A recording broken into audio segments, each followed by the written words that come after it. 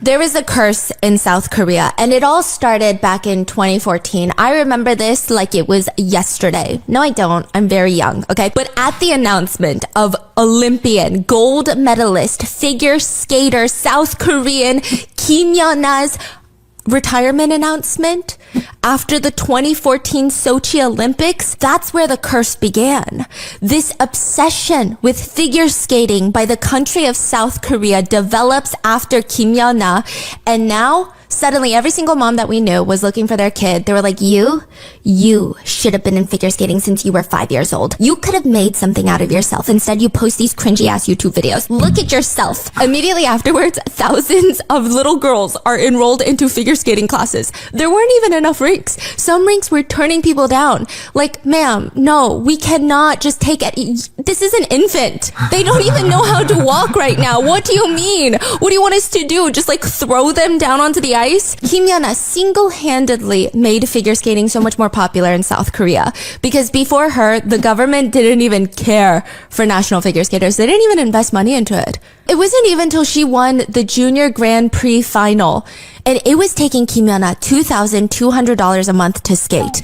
Her training facilities, her costumes, renting ice rinks, choreographers. Her parents were paying $2,200 a month on top of all their other expenses. It wasn't until the Junior Grand Prix final that South Korea was like, fine, you might be onto something. You might win an Olympic gold medal. So we will cover some of your costs. So we'll give you $800. That's insane. Okay. What the hell is she going to do with that? Now, after Kim Yeon-na wins the gold for 2010 Olympics, South Korea was like, maybe this beautiful, elegant ice queen was onto something. 2010 was her first gold? First gold. That's when everything blew up. Cultural reset. Something in every South Korean's brain chemistry, not even in the country of South Korea, all around the world. It's like we ding, and we all just joined this new cult of the Ice Queen. It was programmed into our brain chemistry. When she won that gold medal, everyone, my mom, everyone at your Korean church, they went ding. That's so interesting because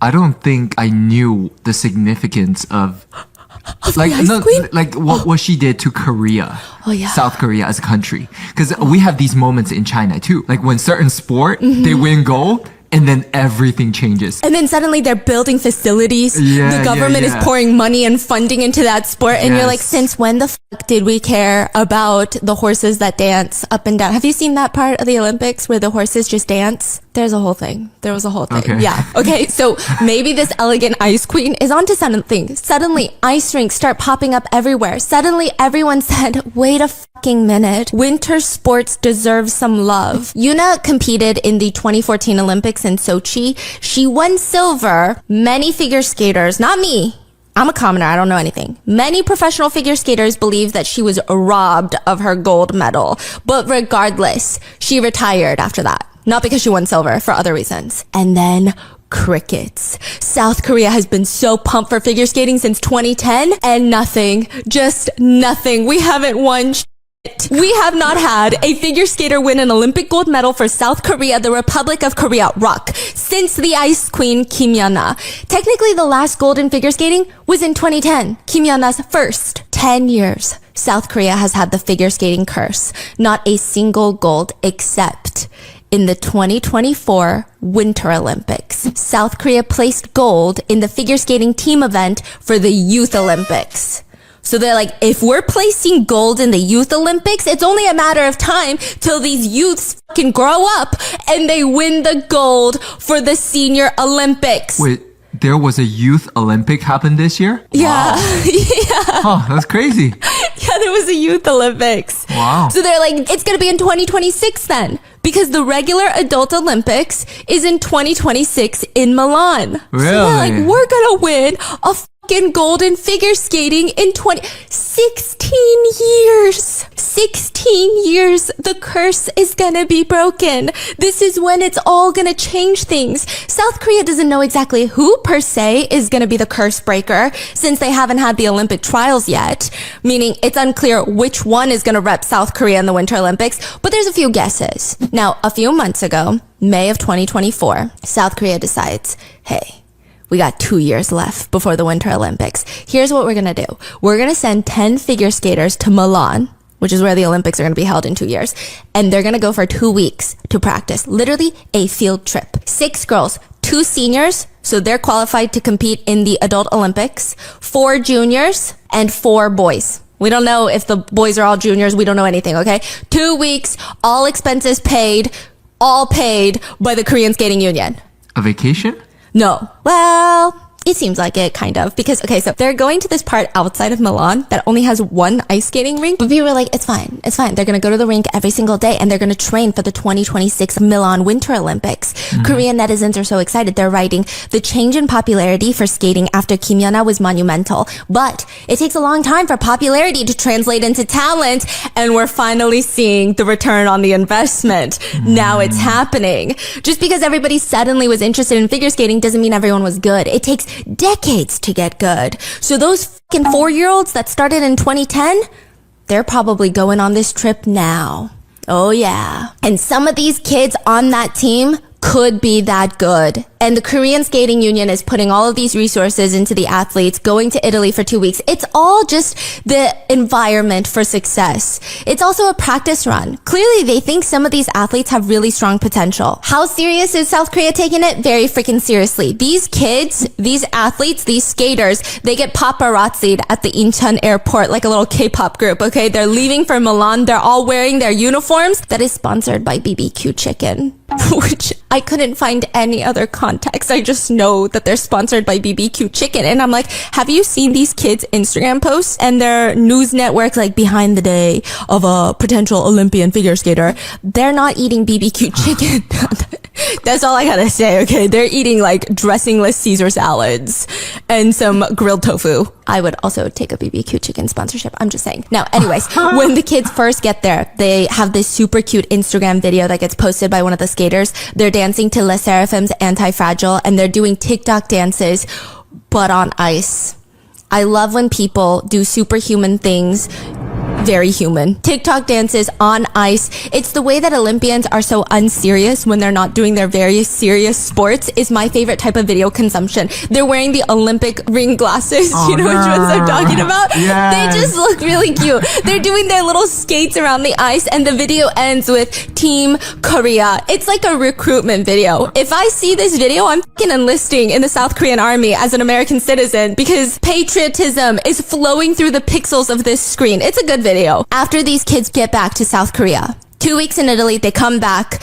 A news article announces that there is an investigation underway into the athletes that went to Italy. In short, the initial report states it has been confirmed that some figure skating national team members drank alcohol at the dorm several times during the overseas field training trip, which is a clear violation of training regulations. Aside from that, 1 male athlete snuck into a girl's dorm room, which is strictly prohibited. The Korean Ice Skating Federation is starting a disciplinary procedure, and they're going to investigate all the players involved.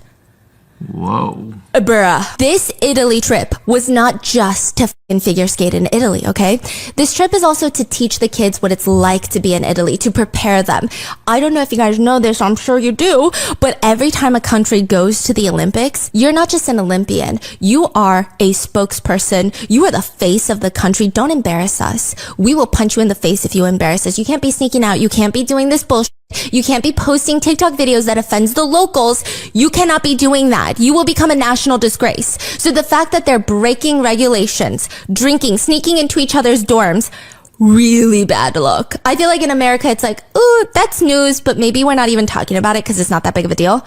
In Korea, they take this very, very seriously. And then I think the Olympians... Oh, the committee, the figure skating committee? Not just the committee, the culture too. Oh. Remember how your mom was telling you about the culture of these countries? It's crazy. When you are an Olympian for a country like South Korea, you are no longer a person. You're like property of South Korea. You are their ambassador. So you better be on point. Anything personally you do is a reflection of the country. This is crazy news in South Korea. The comment starts going off. People are responding, you had one job, people, one job to be Olympians. Don't break the rules. A lot of other K netizens were asking follow-up questions that I guess would make them more or less angry. I don't know. But they were asking how often were these kids drinking? Like every night? Because that could be a potential addiction problem. Where are the supervisors on this trip? Aren't there minors involved? We're the only ones caught drinking of drinking age, because breaking training regulations and underage drinking, those are two different things. If it's both, that's even more serious. Who is the male athlete that snuck into the female dorm? There's only one explanation for sneaking into a girl's room. That's what the K netizen writes. Look, I'm just reading the comments. I'm just translating. These are not the questions I have. Don't shoot the messenger. Everybody wants updates, but nobody wanted the updates that were to come, because another news outlet would announce that one of the athletes involved would now be facing a 3-year suspension, disqualifying them from even trying to compete in the 2026 Olympics. And people are wondering, 3-year suspension? You have to do something really serious for that. What the hell happened on this trip? There is another curse that exists all around the world, by the way, that has nothing to do with figure skating. It has to do with monthly subscriptions. The ones that we all forget that we had. We don't even use because we don't even know that we have them. They're buried so deep in our bank statements. I believe in my freedom to do mathematics the way that I see fit. I think it is my right in this country. I firmly believe it's a constitutional right to behave as if the money that I get from canceling a subscription that I forgot that I was paying for the last year and a half is me making money. Okay. But really, the curse of subscriptions, it's a curse that is so easily breakable by just downloading Rocket Money. Rocket Money has saved their users over $500 million in canceled subscriptions. Let me explain. Have you ever forgotten to cancel a subscription? Or have you just been too lazy to cancel one? Because me. There was one time, this was so embarrassing. Okay, you know those AI productivity apps? I think I saw an ad about it on TikTok and I was like, ooh, AI time management. Tell me why my dumb brain thought it was going to be different than any other time management app. I thought it was going to hack into my brain and rewire things up here. And for that price tag, I'm very upset that they did not. 4 weeks later, I get an email saying, thank you for renewing your subscription. But here's the thing. I thought I canceled my free trial and the betrayal was so real in the moment. And then I remembered that I had Rocket Money. All I had to do was cancel my subscription with a few taps. Rocket Money is a personal finance app that helps you cancel subscriptions, lower bills, and manage your money better. My husband and I both use it to cancel subscriptions all the time. It makes it so convenient. You can see all of your subscriptions in one place. It's so easy to manage. You never have to get on the phone with customer service. Or here's my thing. I create a subscription and then I forget the password to that account. So then I have to go through 25 steps to, first of all, forget my password, re-log into the account, find the cancel my subscription button that's somewhere hidden depths into the code of this website. Rocket Money does all of the heavy lifting. I even use Rocket Money to track my spending habits. They let you create a budget that you can easily keep track of. And if I exceed my budget, I get notified to calm down, which is what my husband used to have to do. But now Rocket Money does it automatically, which saves us both a lot of time. Maybe the real productivity app was Rocket Money this whole time. Plus, it saves us a lot of money. Users can save up to $740 a year using Rocket Money. And to save more and spend less, join the over 5 million members using Rocket Money today. Go to rocketmoney.com/bis or click the link in the description to get started for free. You can also unlock even more features with premium. That's rocketmoney.com/bis to get started for free. Thank you, Rocket Money, for sponsoring today's video, and let's get into it. After doing extensive research on figure skating, I am now more impressed, and I have also never been more certain in my entire freaking life that I do not know what I'm talking about.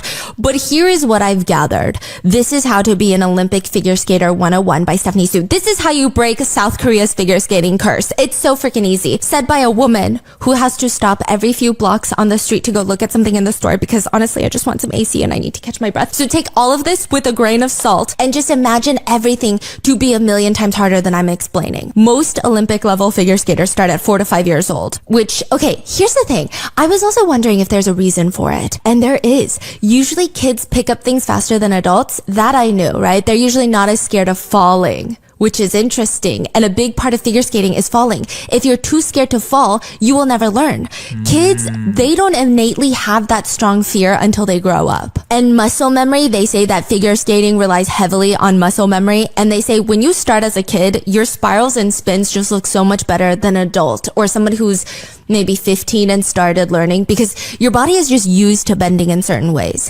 Also, think about it. If you're on the ice for most of your life, you're just going to be more steady and confident on the ice. Some figure skaters state, watching competitions, you can always tell who skated as a kid and who didn't. Then you have to master all the technical stuff, all the jumps and spins. You gotta hope you don't slice your face open and train all day, every single day. That's it. By the time that the skaters go to sleep, after all their practices, it's like 11:30 p.m. People have said figure skating is like, imagine a tightrope walker. They're on this tightrope, but instead of walking, they're doing dance moves and spins and acrobatics, all the while balancing on this very thin wire. That's what wearing the skates feels like. You're balancing on this thin, sharp blade on freezing, cold, slippery ice. The ice is kept between 22 to 26 degrees. It can't even vary much because figure skaters have to have the warmest ice. I didn't know this. I went down a wormhole. Hockey players have harder ice than figure skaters because harder ice is more speed. But softer ice is important because if a figure skater jumps and lands, even if they stick the landing perfectly, if the ice is too hard, they could snap their ankles. Wow. Just on the firmness of the ice. There is a science to the ice at these professional Olympic level rinks. First of all, frost is the enemy of speed and control. It's also very dangerous, which means these rinks have to have humidity levels down to 40% at all times. All times. They have dehumidifiers in the stadiums. Then you have to set the temperature for the whole stadium so the ice doesn't get impacted. But depending on how many people are coming to watch, you have to factor in human generated heat. And if it's in the summer months, even constant opening and closing of the facility doors can f up the ice. It's not optimal ice anymore. There are certified ice technicians that control the ice for ice sports. It's a very serious niche that I never knew existed. You know those jobs where you're like, that makes sense, it exists, and they're so valuable, but I just never thought about it. It's a very technical, physically exhausting sport that requires a lot of skills. You can't just be good at figure skating. It's one of those sports where you don't just practice that sport. I find that so fascinating. Wait, what do you mean? They say that figure skaters, to be a top tier figure skater, you can't just figure skate. You have to take ballet classes because you need to train your body for flexibility. And also half of the figure skating grading scales for the Olympics is artistry. Basically elegance, grace, your artistic musicality. It's not very objective. It's kind of subjective. It's like a performance that you're like, I like yours more. Yes. And for grace, right? So the judges will rate you on all of that, including the elegance of your hands while jumping, things of that nature. So a lot of the figure skaters, they'll do ballet.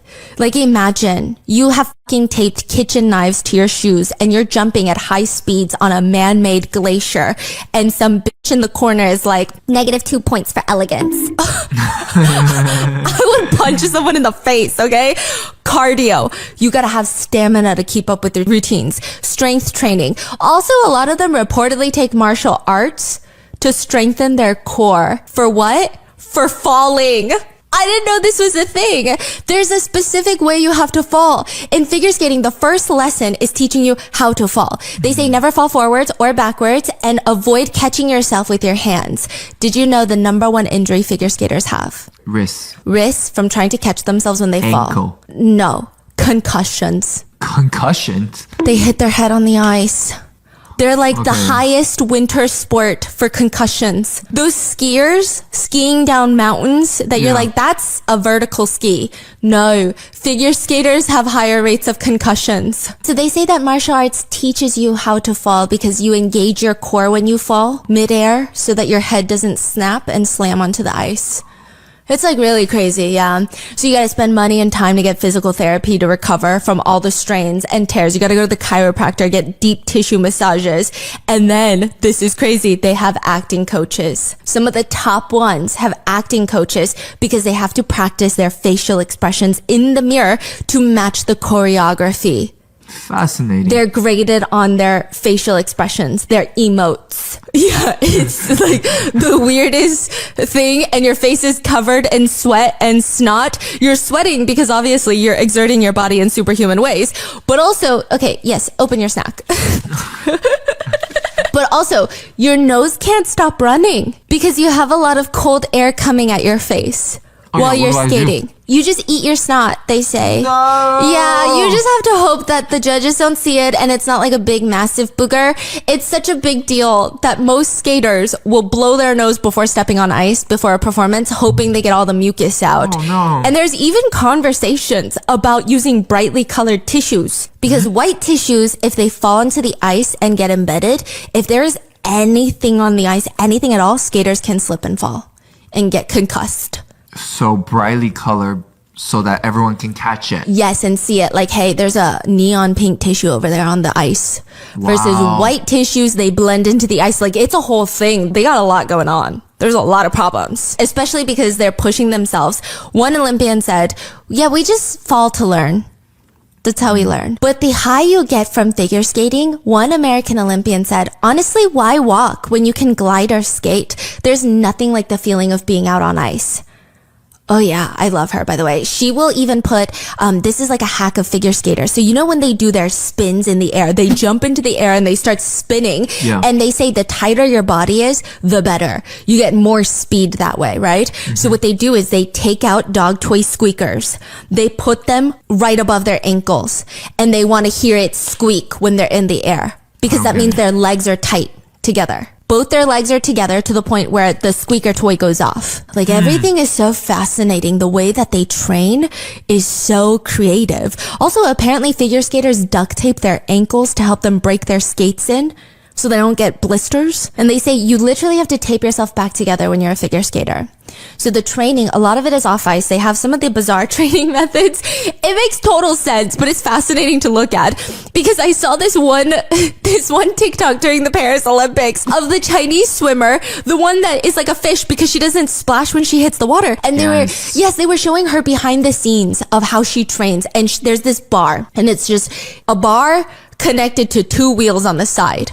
Mm-hmm. She loops her body around the bar and they just fucking spin her like they're sending her through a centrifuge. They're just spinning her and I'm like, this is insane. They do the same thing for figure skaters, but they're standing up. Imagine you go fishing and you get a fish on the hook and then you lift it into the air and now this fish is just lifted into the air. You're like, you know what?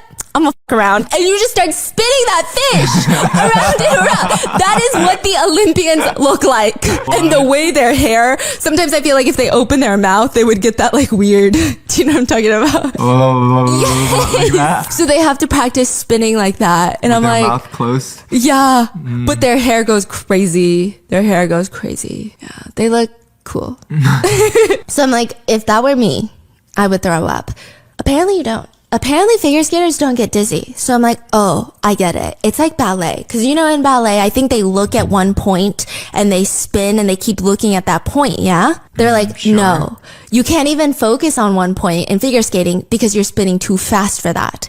Studies have shown that when a figure skater spins, the part of the brain that makes you dizzy doesn't activate. Really? I think it happens too quickly. And then they're like, what just happened? The brain is like, hello? Like, what is going on? Yeah, except maybe during a triple axel, you might get a little woozy. That's when you do 3 full rotations in the air, which is really crazy. It's a notoriously difficult jump and spin thingy. That's like the professional way of saying it. And you're basically going and defying gravity and you have to jump at around 20 miles per hour to get the speed to spin 3 full rotations. Wow. And that spin lasts less than a second. Wow. One Olympic figure skater said, the faster you spin, the harder it is to basically breathe because there's so much force. So that's why they spin you around and they're like, breathe! Wait, who said breathe? I feel like I would as a trainer. Yeah. I'd be like, breathe, come on. And I just breathe in. Breathe out. Breathe out. I'm just snacking on the side. Others have said triple axels feel like you're cliff diving. You have to be so precise with pressing into the ice, cutting into the ice with your blade, and how you stop your blade. It's like no room for error. I feel like I'm ready. Like, this is super fascinating. I feel like you should do like every sport, yes. Piss off everyone. Piss off every athlete in the world. I feel like I have more appreciation than before. Yes. Okay. That's how I felt with like gymnastics, right? Because the whole point of athletes is they make it look effortless to the point where you're like, I could do that because it looks so easy and that's the grace of it, right? That's the point of it. And then you look at how technical it is and maybe we should. Yeah, because it gets really crazy. There's actually so many illegal banned moves in figure skating because I know with gymnastics, people were talking about all the banned moves. Figure skating has so many banned moves. Did you know that you can actually technically, theoretically, physically do a backflip while figure skating? You cannot? You can physically, but it is banned. It's an illegal move. Really? It became illegal because there was an Olympian who did it at the Olympics. This was the first time it was ever done at the Olympics, like back in the 70s or something. Everybody was so shook. They had never seen that shit in their whole lives before, to the point where the judges had to shut up and go to the corner and have an emergency meeting because that shit was so cool. Yeah. But you could literally kill yourself doing that. So do we ban it? Because people could try to imitate it and then kill themselves. Like athletes could get easily injured. So they banned it. They banned the backflip. You could fall on your head. The blade is so close to your face. It's just so many things could go wrong, and it looks incredibly unstable. There's actually one really famous backflip in the Olympics. So she is a renowned figure skater. I believe she was representing the French team. Oh, I wish I could look into this story more. I should for another case or something, but she represents the French team. This was like back in the 90s, I think. Don't quote me on it. Maybe 80s. She said there was a lot of racism. It's a primarily white sport, and she had done something that she believed that the judges were gonna ding her for in a lot of the competitive parts. So she decides she's just gonna whip out a backflip in the middle of the Olympics, knowing it's an illegal sport, because her whole thing was, I'm never gonna win over the judges. They literally hate me because I'm black, which it was pretty accurate. So that she's like, I'm gonna win the audience over. Did a backflip, landed on one foot.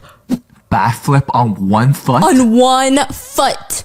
So she was like, it doesn't matter how good I am at this sport, so I might as well show everyone how good I am. Whoa. She's so cool. Yeah, I hope she's doing well. Yeah. They banned the backflip. Okay, there's another one called the headbanger that they banned.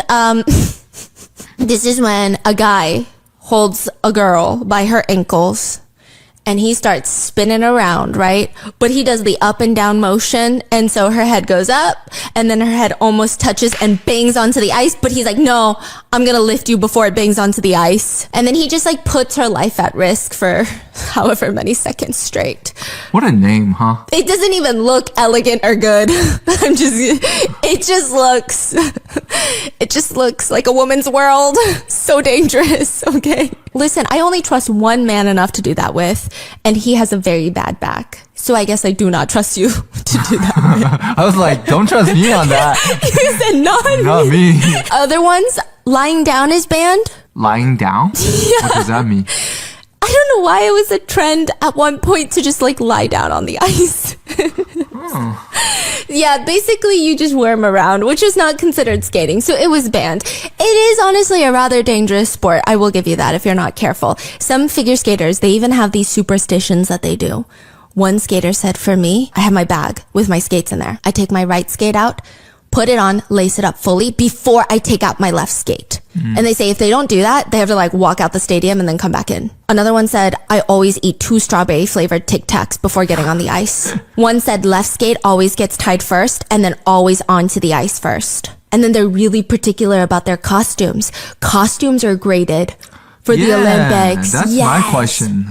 Who picks those costumes? Like, what's the rules? Right? Okay, so the costumes, there are rules. Clothing and makeup must be modest, dignified, and appropriate for athletic competition. They say no garish or theatrical design. Clothing may, however, reflect the character of the music chosen.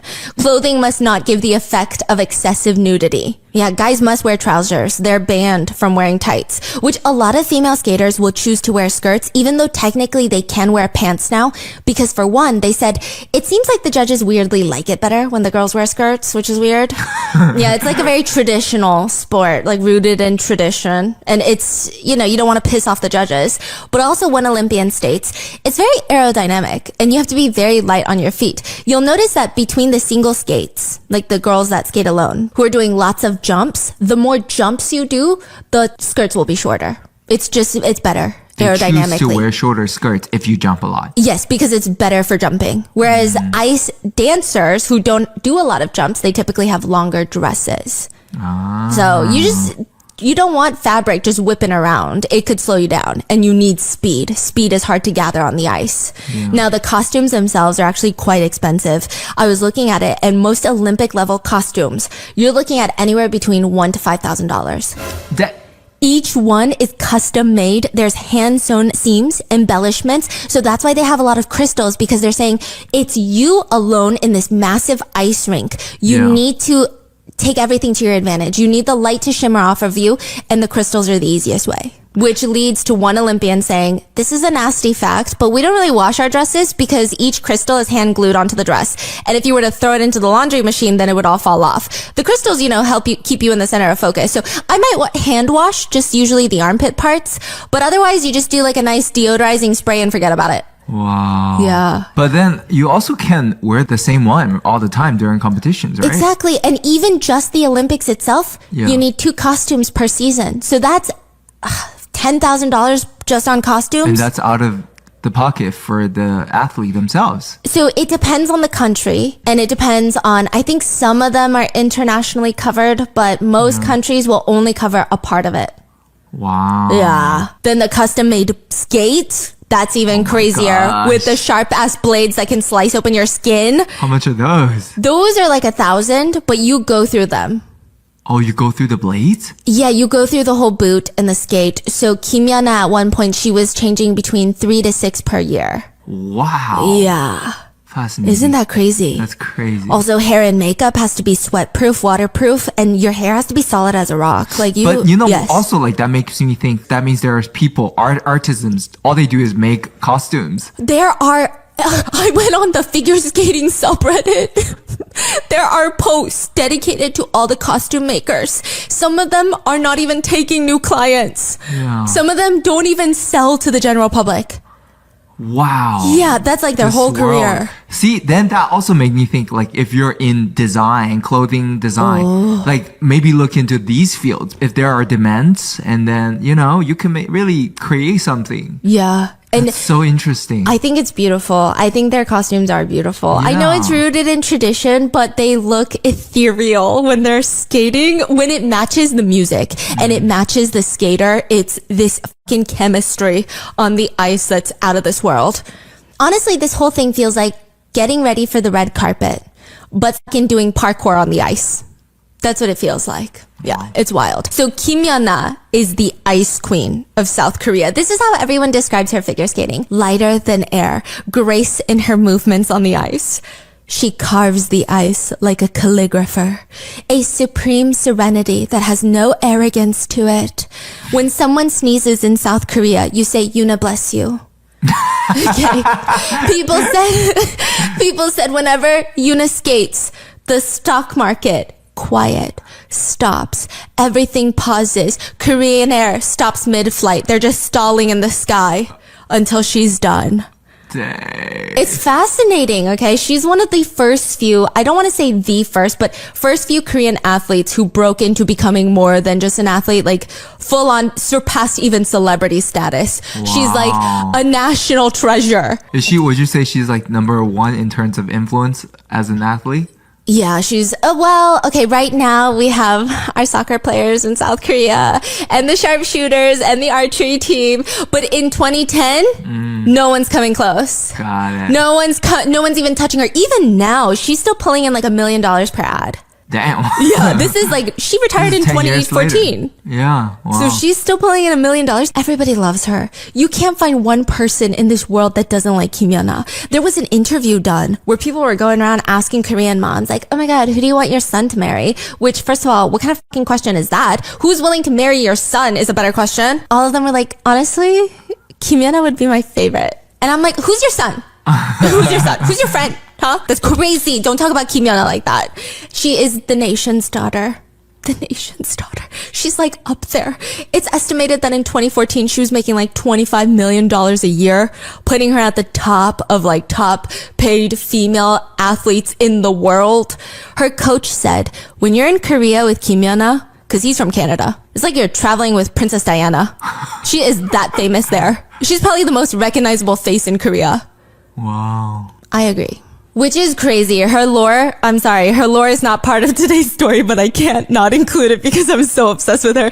She started training at 5 years old. I can't even promise you that I could walk in a straight line at 5 years old, but she's on the ice. She's training on ice, and at that point, there was only one public ice rink nearby in all of Seoul. And her mom had to pay rent for her to use it privately to train because she needs to bring in a coach, which is not only expensive, but also the rink is like, well, we can't close during operating hours, meaning Yuna would have to come come in after hours, and she would get done training at 2 in the morning.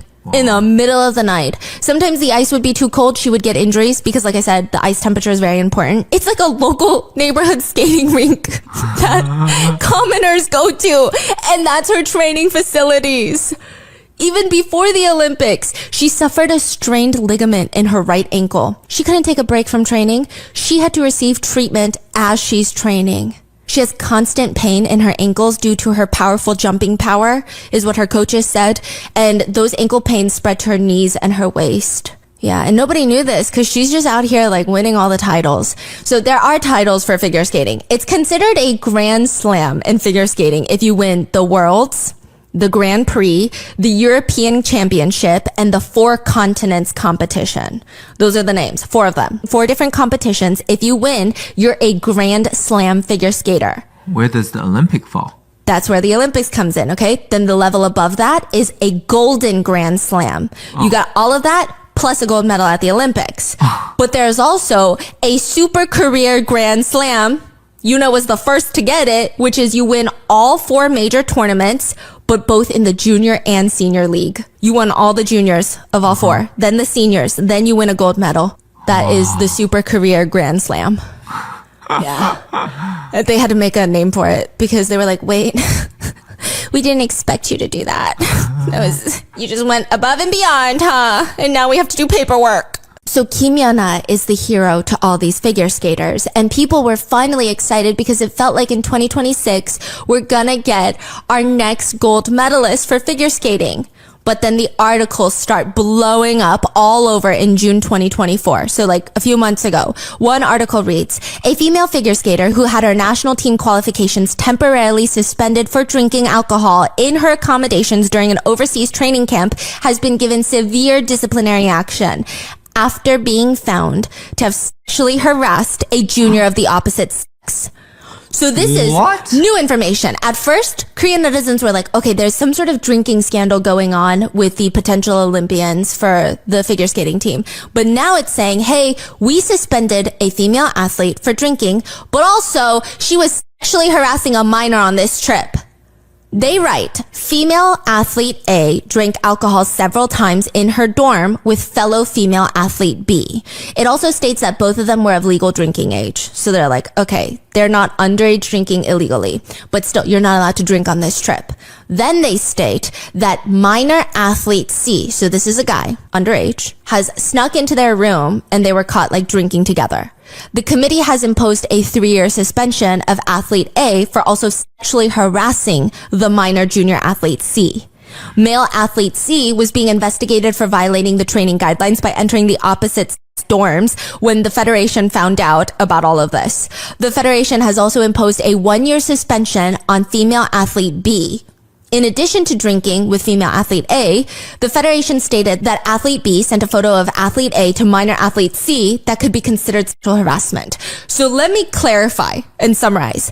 3 athletes, A and B, are girlies. They're seniors. They're dorming together during the trip. They're both drinking beer. They're technically of legal drinking age, so that's fine, but they're not supposed to be drinking on this trip. They're at a hotel, right? Yes. Then one night, athlete B, one of the girls, sends a picture of athlete A to this male junior athlete C. And that picture is presumed to be somewhat explicit to some degree because netizens wonder why else would athlete B also get a 1-year suspension. Regardless, minor athlete C sneaks into the dorm that night. And ultimately, we know that the night ends with athlete A sexually harassing athlete C, the junior male athlete.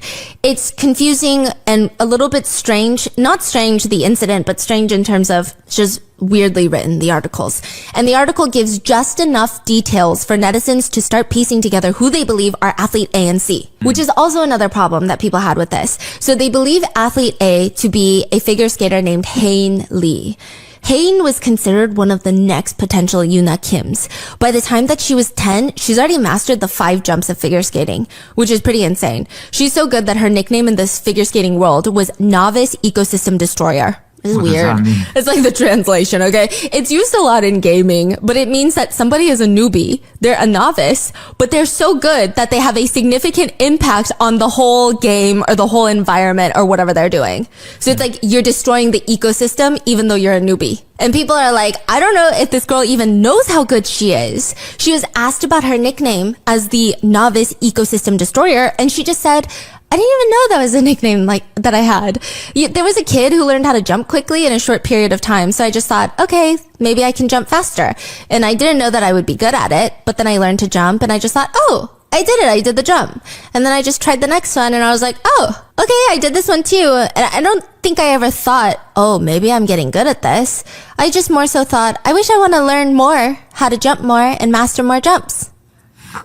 Wow. Honestly, like, I think every athlete, she just remembers all the bad stuff about herself. She says, I just remember that when I was young, I had a hard time memorizing the routines because it is a choreography. And I cried a lot. It was hard to memorize the moves my teacher taught me, but also I would watch because, you know, they record you doing it. And there were a lot of parts that I didn't like. In 2023, a year before this incident, Hayne competed in the Worlds, which, side note, it's like the Olympics, but just for figure skaters. It's very difficult. You have to be invited to compete. She won 2 silver medals and 1 gold. It's known to be one of the most prestigious events in figure skating, which she did have a controversy at the Worlds. Apparently, she was reciting a mantra to herself before the performance that she won silver in, and nobody could hear her, but they can see her mouth moving. And so all these lip readers, they came online and they said, it seems like her lips are moving to say, I am Kimuna. Which Why is caused, that? that's what I'm wondering. Some people really hated it, saying she's weird, she's creepy, she needs to focus on being herself. Like she wants to take over Kimyuna's spot. I feel That's like weird.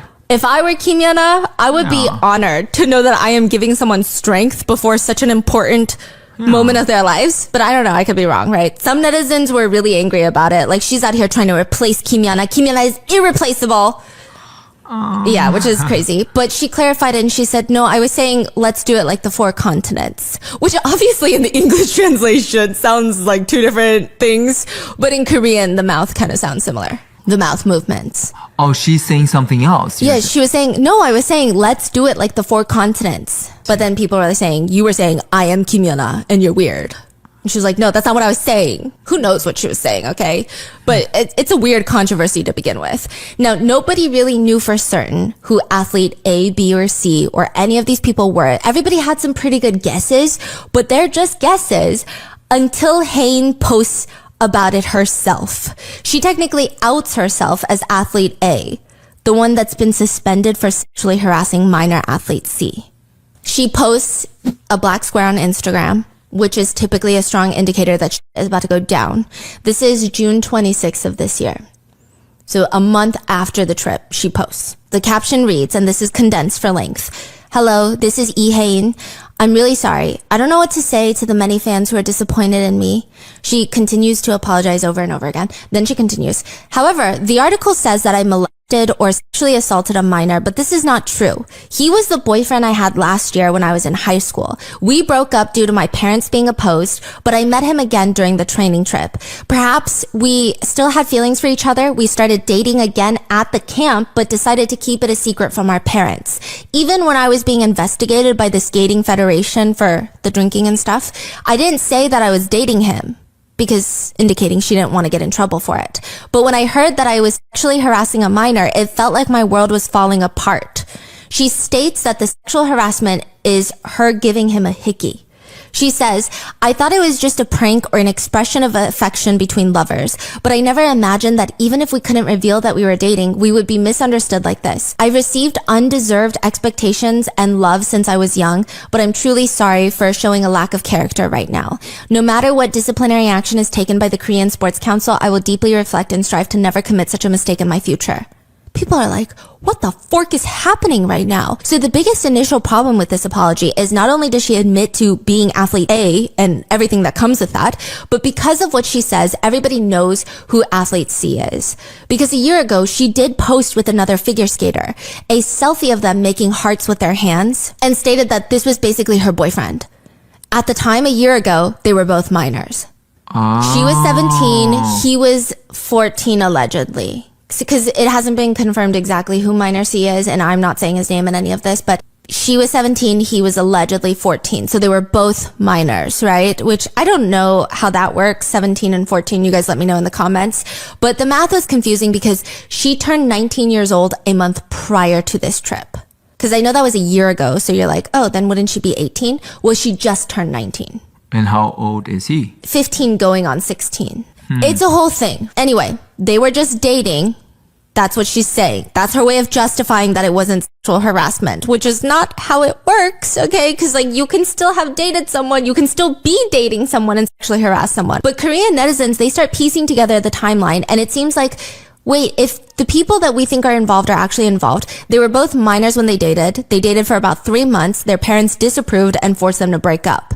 There were some suspicions that they were forced to break up because C's parents didn't like that she was 3.5 years older than him. But a lot of Korean netizens think, well, no, they were probably forced to break up because you can't really be dating as an Olympian, especially at that age. Like, this is the most important part of your life. Which, again, I'm just telling you what's going on online, okay? I'm not saying that's what his parents said. I'm not saying that's how I would behave as his parents. I'm just saying, right? They were likely forbidden from talking and dating. But Hain seems to claim that they had feelings for each other still. And after reuniting in Italy, after seeing each other again, halfway into this training camp, they start dating again.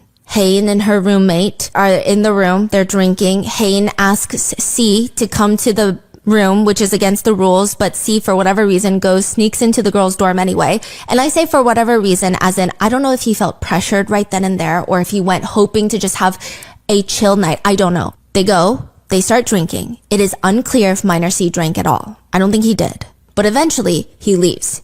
And the next morning, the coach sees something on minor C's neck that prompts the whole supervising team to investigate because it looks like a hickey. They uncover the drinking. They uncover the sneaking into the girls' dorm. And so they're like, what the fuck is going on? Now, what happened in that room, there's two sides of the story, if you will. That's how it's being presented. Skater C allegedly states that while the girls were drinking, they asked him, do you know what a hickey is? He said he didn't know what a hickey is, but Hain suggests that she could show him. She leans over, gives him a hickey, and apparently they were playing some sort of truth or dare game, I imagine. But something in the air shifts after that. He did not like it. He felt very uncomfortable. He was just asking, I don't know what that word is. And then suddenly, like it's a lot. It's not okay. He didn't consent. He just didn't feel right about it. It didn't feel good. So afterwards, he leaves and they text and they talk about it and they make plans to meet again in the morning. But that is before the coach finds the hickey. Hain, on the other hand, she says after the news breaks, she outs herself as athlete A and starts talking to the media a lot, like a little too much. It seems like, honestly, it does seem like she's panicked, trying to justify what's going on. She says, well, during the board game, as a penalty, I softly bit his neck, but we were in a relationship. Which people were like, it doesn't matter if you're in a relationship if you didn't feel comfortable with it. But then she's like, well, no, we weren't actually in a relationship. And then people are like, now we're getting more confused and you seem messier and worse. Which, yes, it's not a good take. Now, where it gets really messy is Hain alleges that she just said all of that because her agency told her to say that. So she's saying that she was getting investigated by the Federation afterwards because after they find the hickey on the minor boy's neck, they start investigating. They ask her a bunch of questions and she answers in the way that her agency tells her to answer, which is we were not dating. And because of that, she believes that the Federation labeled her a sexual harasser. She's saying if they knew we were dating, then they would have known it was consensual. But a lot of people are like, that's still not how it works, right? They have the same agency. The agency informed them, hey, Hain and minor boy C, if you guys are to say that you're dating, it's going to lead to harsher punishments. That's just how the Federation works. They don't like relationships. They don't like when you guys are dating. Like, they don't like that. So it's extra breaking of the guidelines to be sexual. Like, that would be the motive of breaking the guidelines. Whereas for this, you should just say we were young, we wanted to play board games. So she's kind of saying the agency kind of set her up. Is her claim. And so she's like, okay, I went and I told the Federation exactly what the agency told me, but when athlete C went in, he didn't tell the Federation what he agreed to say. So she's insinuating that he might have cracked under pressure to say that she did this to him and he didn't want it. Again, all allegations from Hain claims, I'm repeating what I researched, okay? Hain ends up doing a full-blown interview on June 26th. This is 6 days into her 3-year suspension.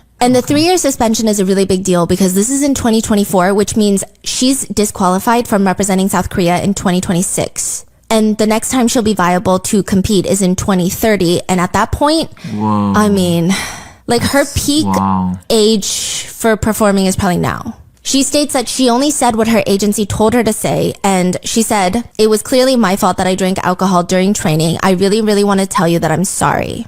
She said, "It happened while we were dating, and I was very heartbroken and distressed when I saw the article reporting that it was sexual harassment. What I'd like to say to you all is, there was no sexual harassment or harassment at all, and that is not true. I was really looking forward to the upcoming Milan Olympics, but right now, it just feels like my whole world has fallen apart, so I feel hopeless and sad."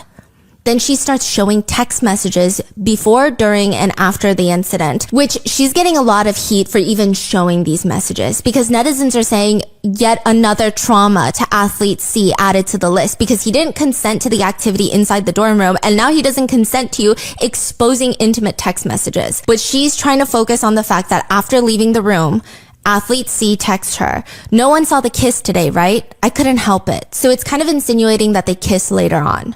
And she texts, "I thought you were hugging me." But then suddenly there was a kiss. Allegedly, if these text messages are real, she's insinuating that athlete C, the minor, kissed her. He writes, "Just need to make sure not to get caught. Want to meet again tonight? Haha. I was wrong about the hickey and it's only right that I take responsibility." So we don't know really what he's referring to. So then Hain responds, "I'm sorry. Even if you asked me, I shouldn't have done it. I'm the adult here. I wasn't thinking clearly." This part is like, girls, so you know that you're the adult in the relationship. This is where the public opinion splits once more. You have people getting angrier after the release of the messages, angrier at Hain, and then others that are now getting a little bit more confused on what to think. I will say a lot of the conversations are about keeping their relationship private, which some people think, which makes sense because they're Olympians and their parents made them break up previously when they were both dating as minors. Other people think it doesn't sit right with them considering one is an adult and one is a minor and they're talking about keeping it on the DL, don't let anybody know, which is giving grooming, is what a lot of netizens have also stated. Now, C texts her, "If anyone asks if we're dating, tell them we're not." Hain responds, "Huh? But you're mine forever." C responds, I know. How do you feel about us dating again?" Hain responds, "I love it. It feels like everything is falling into place again. Hee hee." Later, she talks about, "Hee hee, oh my gosh, I feel like I'm gonna faint because you're calling me honey again after such a long time."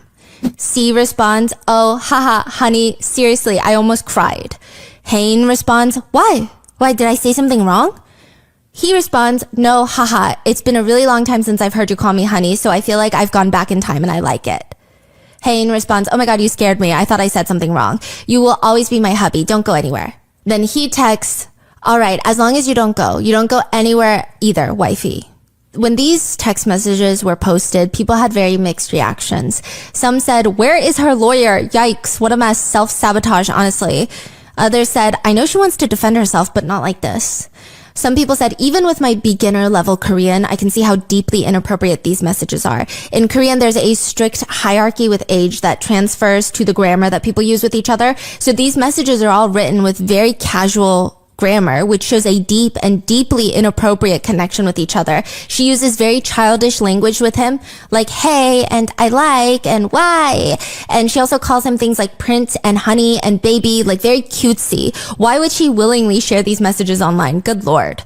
Others said, honestly, they both sound 10 at most. Like, I can't stop cringing from this secondhand embarrassment. I couldn't find a screenshot of other text messages, but according to a lot of sources, Hain is claiming that this is her relationship with C and how even the day she was suspended, they shared more messages where they allegedly read, and Hain is messaging him, "I'm so confused right now. That kiss mark, you didn't ask me to do it? Question mark. I said not, but you kept insisting it was okay, right?" So she's saying you're the one that asked for it. And even this is causing a lot of problems right now. So some netizens feel like, wouldn't you do the same thing if you felt like you're innocent? Other netizens are saying, bro, leave him alone. He already made a statement through his agency that he's traumatized by you. You've went and released personal messages and now you're texting him. It's just too much. Leave the poor kid alone. He says, before that, can I ask you one thing? You're not going to betray me, right? She responds, "Do you want this incident to end as sexual harassment?" No, ... With the articles out like that, do you still care about me even? If you believe in me and you don't betray me, I won't leave.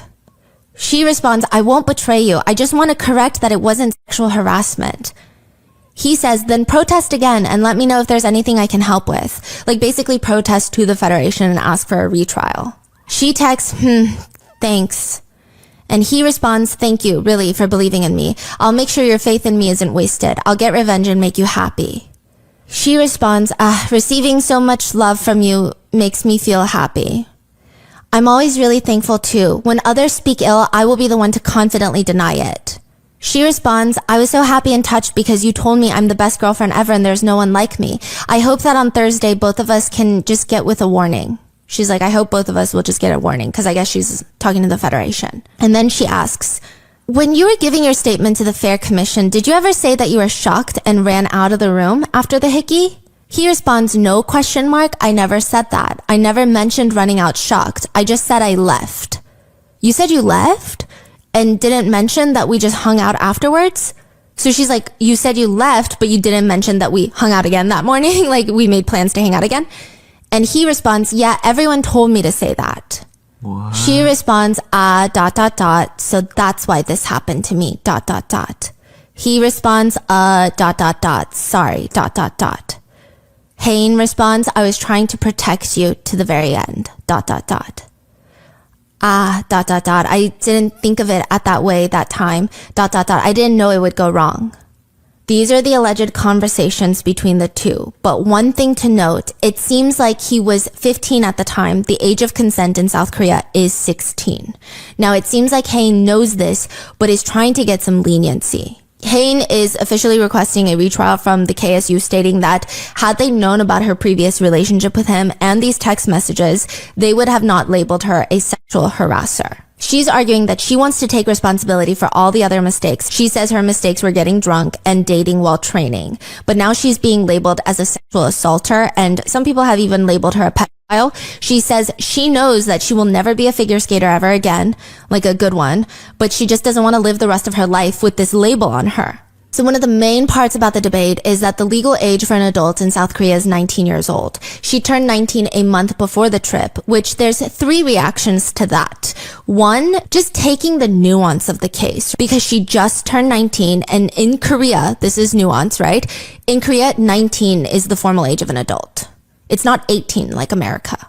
18 is a minor in Korea? Yes. Wow. So she just turned 19 a month before the trip, and they had dated previously when both of them were minors. So what people are saying, the Korean netizens primarily are on this side, where they're like, I think that she should get in a little bit of trouble, but maybe not career-ruining trouble. She just turned of legal age, and they dated when they were both minors. So it's not like they just met when she's an adult and he's a minor. They have that previous relationship, and when they made that relationship public, the public didn't care. So why do we suddenly care now that she's 1 month as an adult? Is what they're arguing. If you were upset, you should have been upset a year ago too. Because what if they never broke up?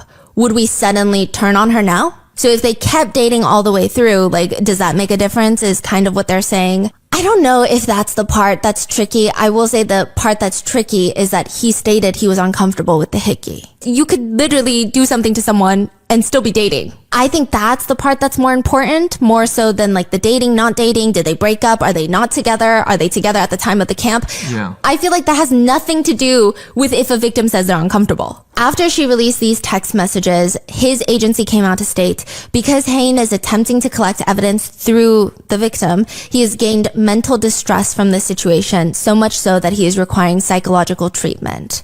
So it's getting even stickier. You see one side where people are saying, look at the text messages. Like, it clearly looks like not the story that we were told from the very beginning, that she's just straight up a sexual harasser, like all these other things have happened. Now, the other side is saying, he could just be responding like that because he's uncomfortable. I mean, what do you expect him to text? If someone who abused me texted me, I don't think I would have the balls to be like, actually, I was very I feel like I would just be so scared. 2, these group of people believe, sure, it changes the story a little bit, maybe a little bit in favor of Hain, but she still deserves punishment. But maybe not 3 years? Because if she can't go to the 2026 Olympics, I mean, a lot of people project that her career is basically over. And then also they're saying even if she goes to the Olympics with this scandal, it's going to be hard for her to get brand endorsements, to be treated like a serious. It's just so much scandal around her whole career. Then you have a third group of people that say, this doesn't change anything. The law is this: adult, minor, adult, minor. It doesn't matter if you're only, freshly an adult. They're saying she needs to take the 3 years punishment. And if she has no career after that, then that's a reflection of her own actions. So after all of this news comes out, now there's 4 divisive groups and they're like going at it in the comments with each other. It's terrifying. Okay. Group 1 of people, they say this is messed up and gross. Like, we have been hating on her from the minute that it came out. And then now she's releasing text messages. She's going out of her way to text the victim more, to be like, that's not true, right? It's just like, you're becoming an ultimate villain. Then you have a second group of people. They went from wanting her to basically die to now feeling very confused. And honestly, they're blaming the Federation for the investigation and how they handled it. Basically stating the Federation is the one that made it even harder for C by publicizing it in this way and making it so easy for netizens to track who is who, to the point where Hain felt like she needed to come out first. Because it's better if she says something versus everybody is like, okay, we finally found out who it is. One netizen writes, I gave KSU credit for the investigation at the beginning, thinking it was about a very serious form of sexual molestation. But knowing what we know now, it just seems very irresponsible to me that they publicized anything about this incident. Before you downvote me, I'm not trying to excuse Hain's behavior. Someone who doesn't even know what a hickey is cannot consent to it, period. But it's also the initial reports, they made it sound like rape. And they're saying, but it's not rape. I understand that she wants to defend herself because everyone's minds jump to that very serious place, but posting those very private messages is wrong on so many levels, and it just revealed that he couldn't actually consent to what she did. Nevertheless, we've got a media frenzy and 2 lives in shambles now over a hickey.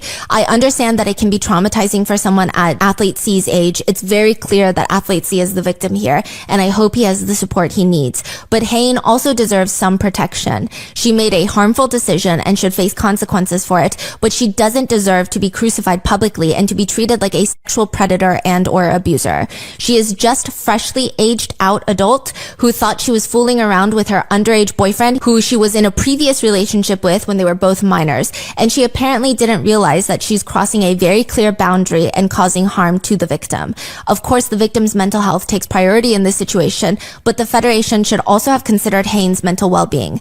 Self-exit is prevalent in Korean society, especially amongst young people, and I can imagine that the way that all of this is playing out in the moment is nothing short of catastrophic in the minds of a 15 and 19-year-old. Which I don't know if we agree with anything in that statement, but the self-exit part is very accurate. Yeah. Now, the third camp of people, and I would say like most Korean netizens fit into this category, interestingly, they think it's just messy. They feel like Hain isn't a victim. She made a mistake. She needs to learn from it. But this is her whole life and career that's getting tanked. And they also believe that her career should not end for this. A lot of Korean netizens, they use the word 불쌍해 for her, which is feel pity for her. Another reads, she turned 19 a month before the camp and skater C is 15. So it's presumed that they have like a 3.5-year age gap. Obviously not great, but is this grounds for a 3-year ban? I think that's pretty harsh if it turns out that it was a consensual relationship. They obviously think Athlete C is clearly the victim, but it's messy. With the text messages before the investigation, it seems like the hickey was consensual.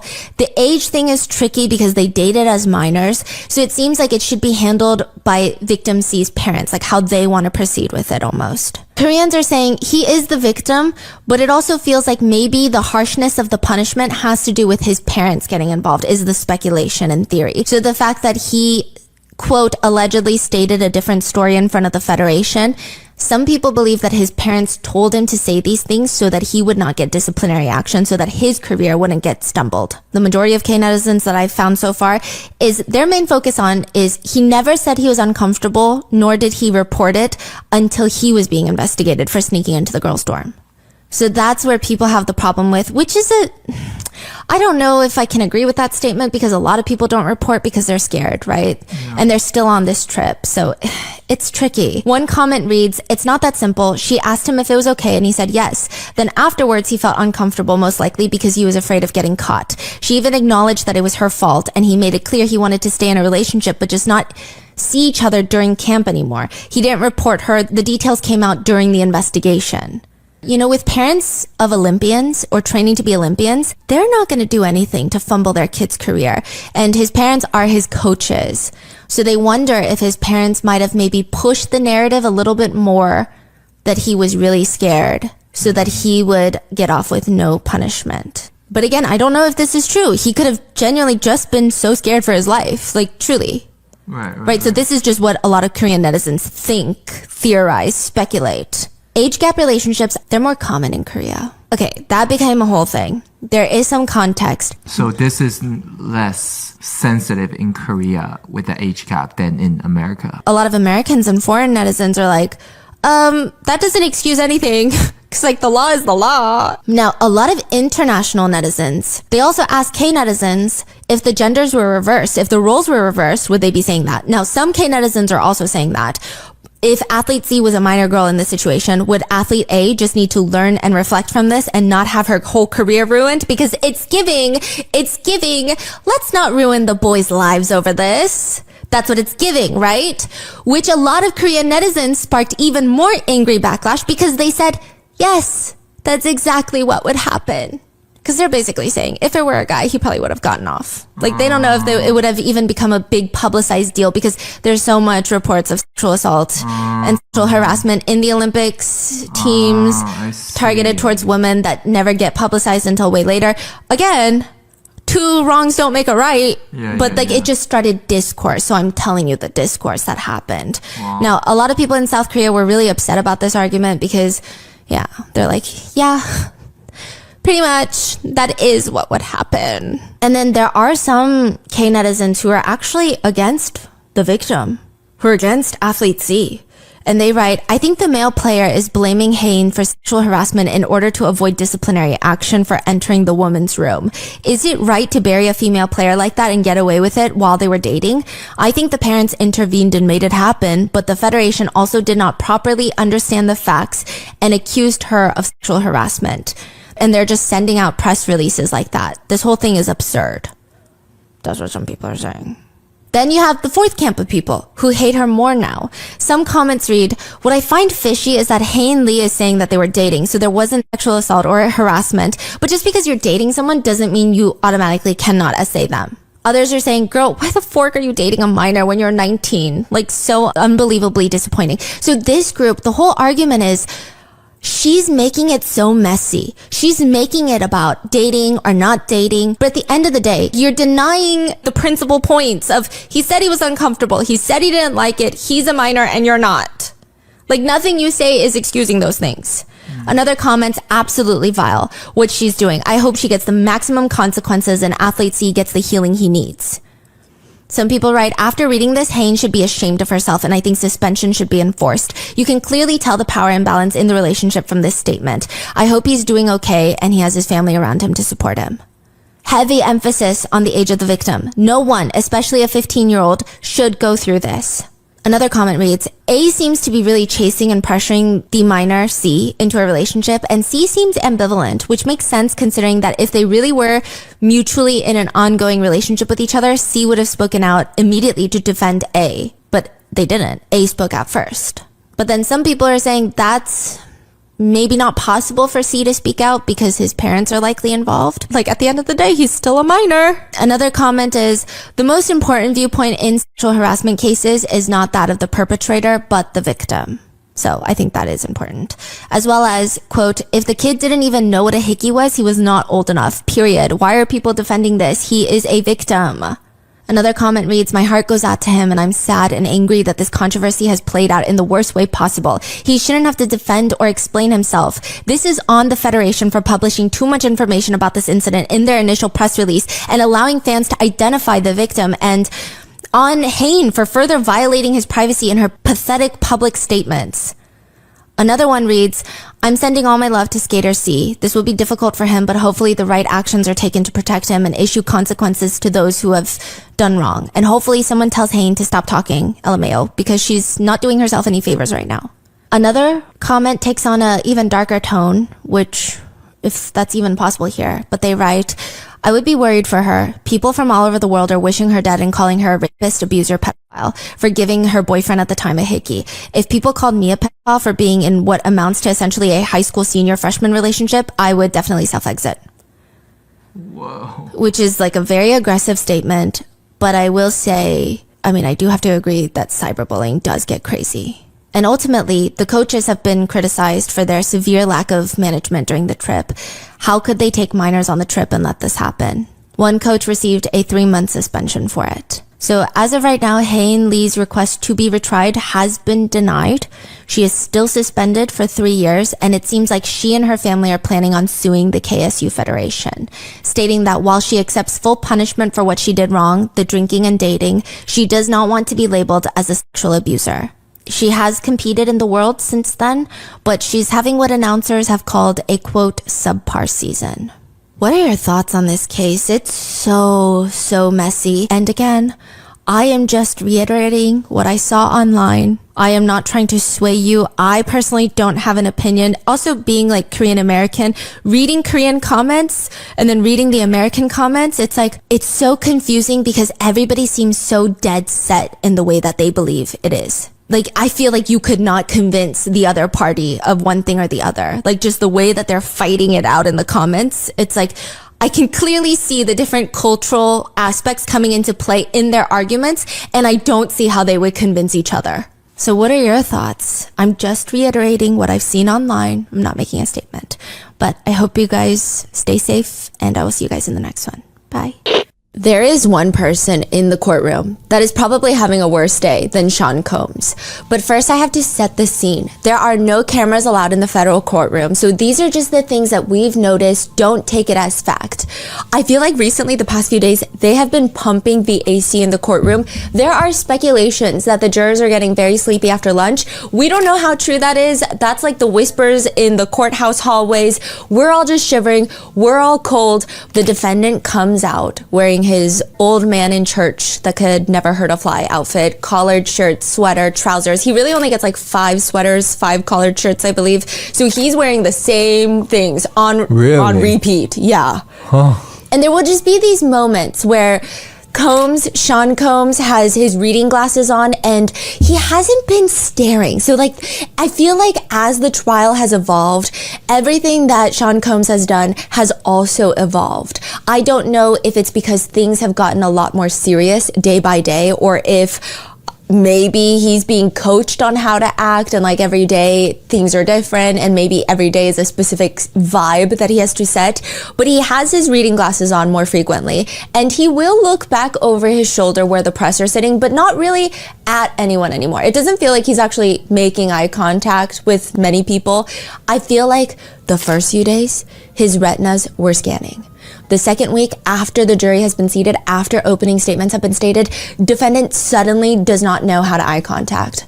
He does not even know that such a thing is possible. It's very interesting. He will sometimes glance at whatever is in the room and he will look over the top of his reading glasses and he just looks like a boomer getting mad at their teenage kids during breakfast. Like that's the feeling.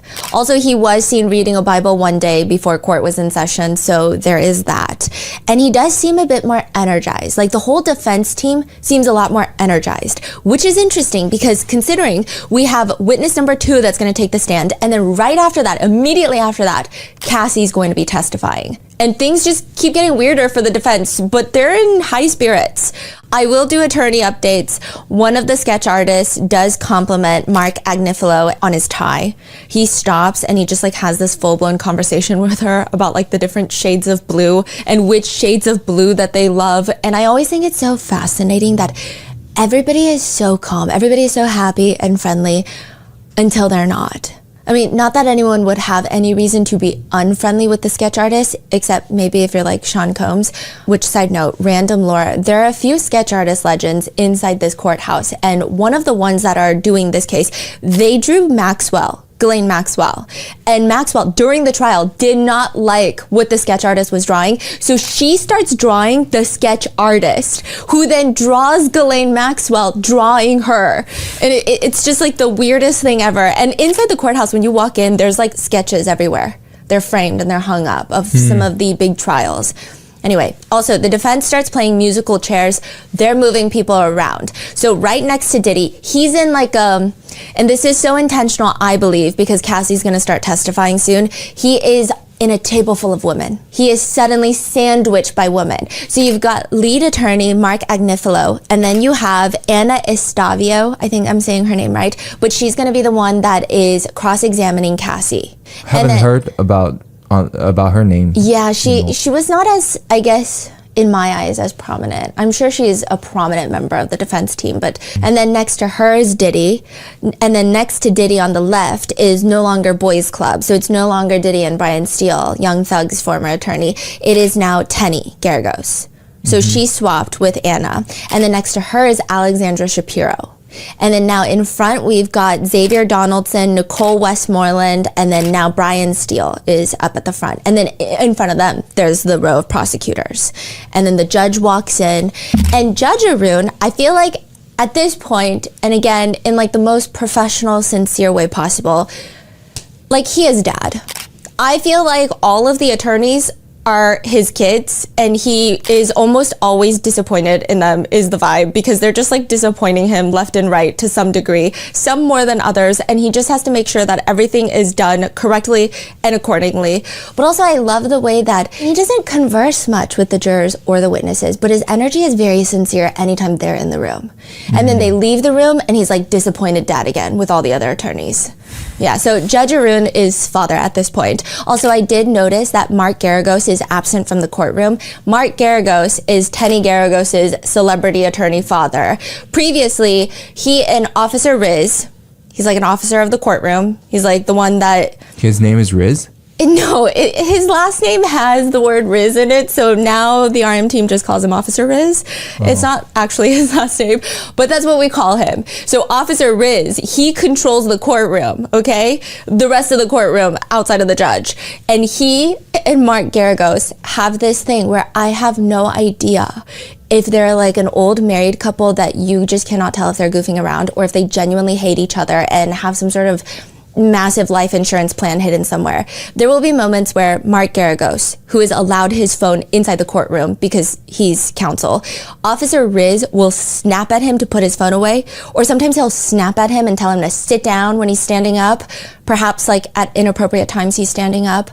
There's one time Officer Riz tells him to sit down across the courtroom, and the Combs sons, they think it's like a blast. They're giggle-gaggling at it.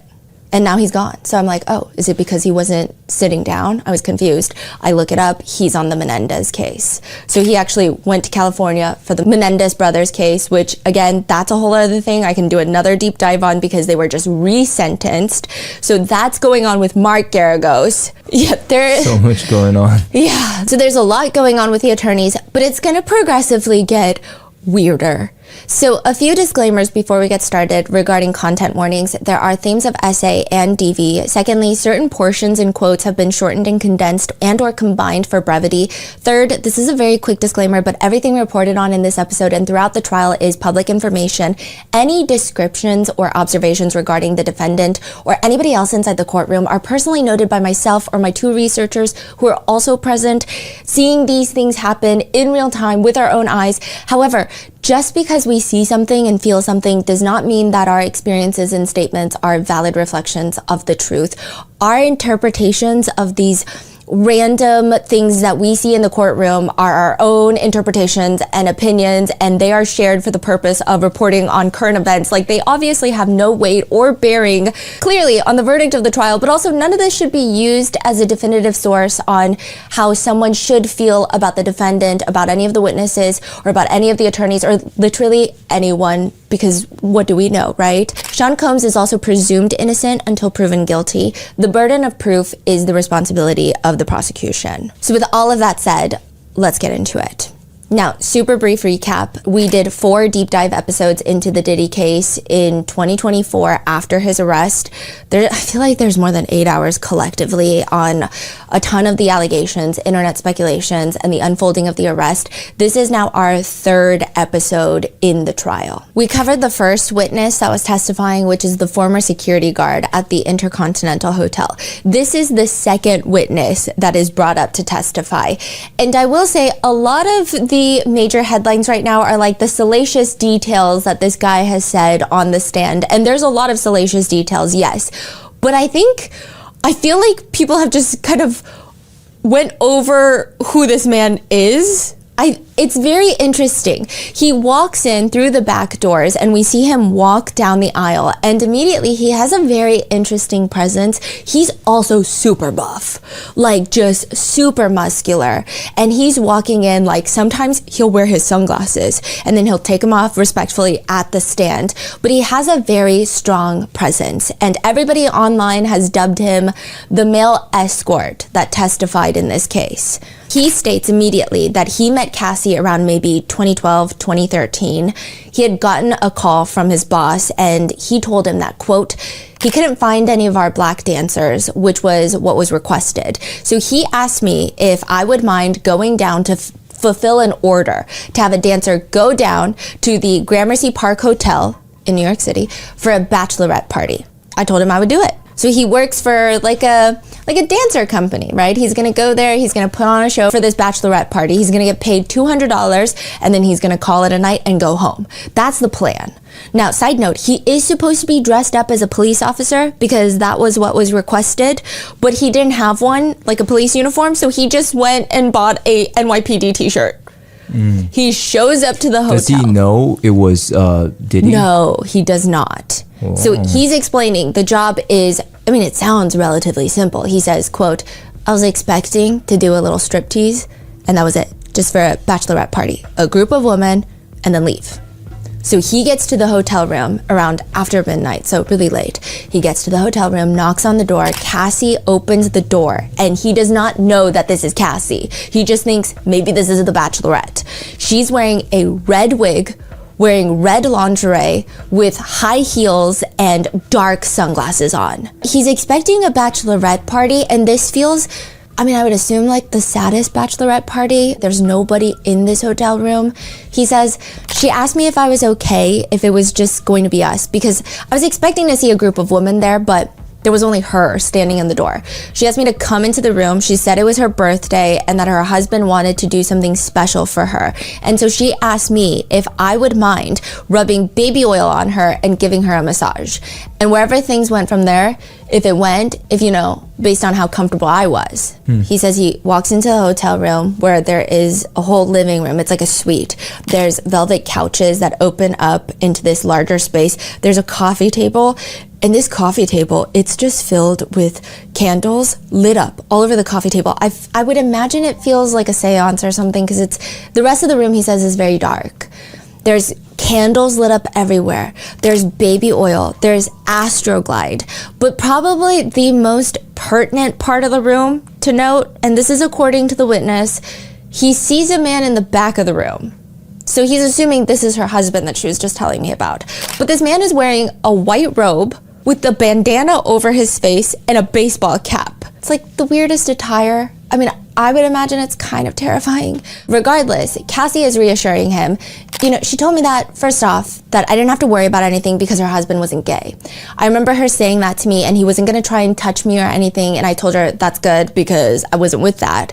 And then she told me that she knew that my boss told her that she had to give me $200 upon arrival, and at that point she gave me a few $1,000s and said at the end she would tip me before leaving. Which again, at this point, he doesn't know this is Cassie. He doesn't even really know who Cassie is. Rather, he didn't even know her name at this point. He didn't know who anybody was. He says, I complimented the room, the hotel we were in, and then I asked the guy what he did for a living, and he told me that he was in importing and exporting. Does he know who Diddy is? This is where he finds out. So he's like, I love this hotel room. What do you do for work? He says importing and exporting. And there was like a slight, I heard a few people giggling, like slight, like giggles in the courtroom, because it's like such a vague, like, it's Diddy. He's like, I've been importing and exporting. And he said immediately upon hearing his voice, like, he knew that was Diddy. He knew that was Sean Combs. Really? Yeah, he says immediately. His voice is so recognizable, he says. Wow. But he states after this brief conversation, he doesn't want to be like, no, you're not. You're Sean Combs. So he doesn't say anything, I imagine. He and Cassie start rubbing baby oil on each other and then having intimate relations with one another. He's asked by the prosecutor, what was he doing while you and Miss Ventura were having intimate relations? He was sitting in the corner, self-pleasuring. He admits that the whole interaction did not last very long at all. So once they're done, Cassie gives him more money. So he makes like a couple $1,000s that night. And he says that Sean kept asking if he would like to see him again. Like, do you want to see us again? Do you want to see us again? Or some variation of that. And the prosecution asks, and let me ask you, how did you respond to that? I said, sure. And he told Cassie to take my phone number, and she took my phone number, and that was that. He says he's about ready to leave. He's maybe a few minutes out of that hotel room when Cassie, quote, Cassie texted me asking me if I would mind sending her a picture of my private part. And how did you respond? I gave her a picture of my private part. What was the next communication you had with her? She asked me if I could come back upstairs and see her again. And how did you respond? I went back upstairs to see her again. Wait, so he just left? Yes. Sent a photo and Yes. went right back? Yes. So Like he leaves. a few minutes. A few minutes later, he sends a picture of his private parts because it was requested. And then he goes back up to the hotel room. He goes straight back up there where, again, it's Cassie and it's Sean Combs. And this time he says he ends up staying for a few hours. So what do you remember happening over those few hours? The same thing. It was literally the same exact scene. Basically, we rubbed baby oil on each other. We had intimate relations for longer this time. And then I was done. I do not recollect whether or not they gave me anything else after that, money-wise. What was Mr. Combs doing while you were having this sexual encounter with Miss Ventura? He was self-pleasuring in the corner. Okay, I feel like the prosecutors really want him to keep saying that. I feel like it's pertinent to this case, but also just the constant, very matter-of-fact tone of he was self-pleasuring in the corner watching us is a very interesting thing to just hear out loud over and over again in a courtroom. The second time, he leaves for real, and he says, later, his boss looked up who Cassie was for him, and that's how he found out who she was. He already knew that it was Sean Combs in the hotel room. So every time you met with Miss Ventura and Mr. Combs, what was the purpose of the meeting? Do you have sex with Cassie? In front of who? In front of Mr. Combs.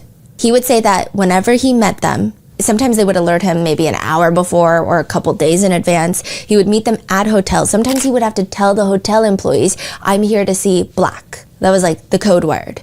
And then they would lead him to that room, I guess. Maybe that's the name that they book under. He's asked, during your sexual encounters with Cassie and Mr. Combs, generally, how were the rooms decorated? Sometimes sheets or like towels on the couch. The curtains were always shut fully. There was always a table in front of the couch, and there was always candles on that table, and also bottles of baby oil or Astroglide. And then there were a few occasions where they would ask me to actually go to the pharmacy and pick those things up. I guess because they didn't have them at their location.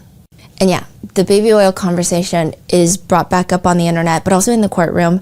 The prosecutors asked the witness, across all of these encounters, how often did you use baby oil? Every time. Other than the first time at the Gramercy Park Hotel, who directed you to use the baby oil? Well, are you asking? Okay, I think I understand. So the first time Cassie did, and then I guess we kind of knew what to do after that, but Sean Combs would often tell us, like, y'all need to rub more baby oil on each other. You don't have enough on. So what type of things do you remember Mr. Combs saying to you and to Miss Ventura about the baby oil during these encounters? He would just tell us to put more on. So it appears this is the point where the prosecutors are trying to show the jurors that Sean Combs is the one facilitating and directing these freak-offs. Across all of these encounters after the first one, who, if anyone, gave directions about how to engage in sexual activity? Sean Combs did. What are some of the directions you remember Mr. Combs giving to you and Miss Ventura? He would tell us things like, slow down, y'all stop now, separate from each other, it's getting too much now, it's getting too hot. Y'all, one time he had us try to role play, like we had just met at an airport, and Yeah, we were not very good at that at all. So I think we just kind of skipped past that one really quickly. Yeah, but mainly it was more like, don't finish yet. Don't finish. If you feel like you're going to finish, don't finish yet. Like things like that. So Sean never joined in. Later, he will explain that it was mainly him and Cassie having intimate relations while Sean Combs is in a corner, self-pleasuring. And then once he's done and finishes, Cassie and Sean Combs will disappear into the bedroom for sometimes hours. And he just like sits in the living room of the hotel suite for hours. After Sean is finished. After he's finished. Oh, after he is. Yeah. I see. And he doesn't really know what's going on in the bedroom.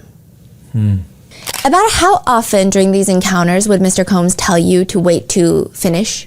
I mean, it was often, but I think he started really directing us from like the second time on. So the first encounter, he didn't really say much to us, but after that, he would tell us to do, after that. He really would just tell us to like rub each other and like, touch each other. And then he would tell her to, blow me, give me oral sex. I mean, yeah, he would often tell me not to finish, don't finish yet. And if you feel like you're going to finish, stop. So it was more so like where he wanted me to finish. And what do you remember about him?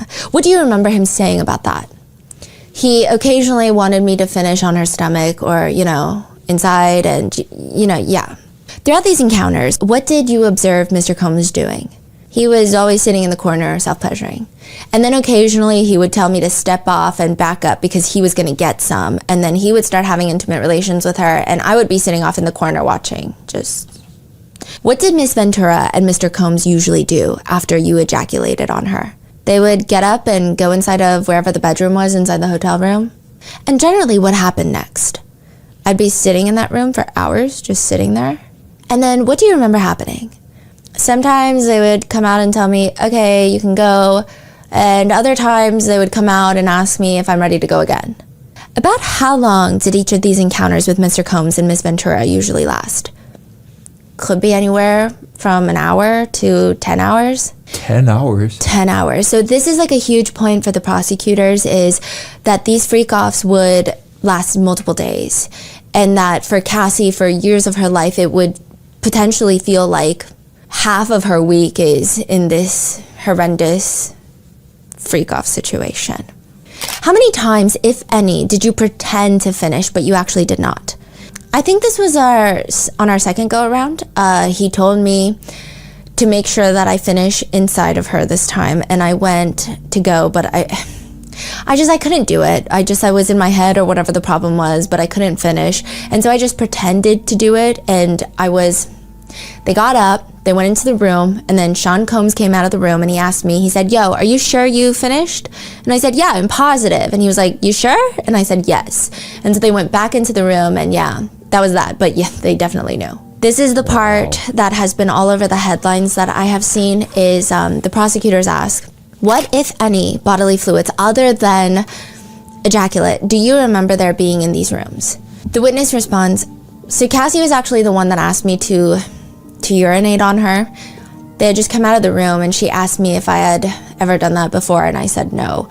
And she told me to do it, and apparently I was doing it wrong because they both stopped me and told me that I was supposed to let a little out at a time and not go full take a leak on her. That was just one time that they asked me to do that. What was Mr. Combs doing when you urinated on Miss Ventura? He was self-pleasuring. They also bring up the alleged recording of freak-offs, saying, who, if anyone, recorded your encounters with Miss Ventura? Sean Combs. About how many times do you remember Mr. Combs recording you and Miss Ventura during these sexual encounters? Again, I would be estimating, but once or twice. And what do you remember Mr. Combs using to record these encounters? I do believe a cell phone and a camcorder device.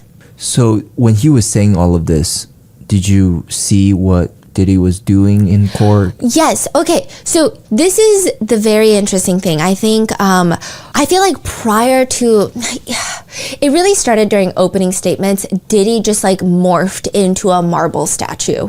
everything became so frozen to the point where it just felt very unnatural. Like I just don't see many people have that level of stillness inside of them. Yeah. So it feels intentional because it doesn't even feel still, it feels rigid. Yeah. Right? So it feels intentional. But during these 2 witness testimonies, we did notice something. So my researchers and I were like, okay, are we noticing the same thing? Because it's so interesting.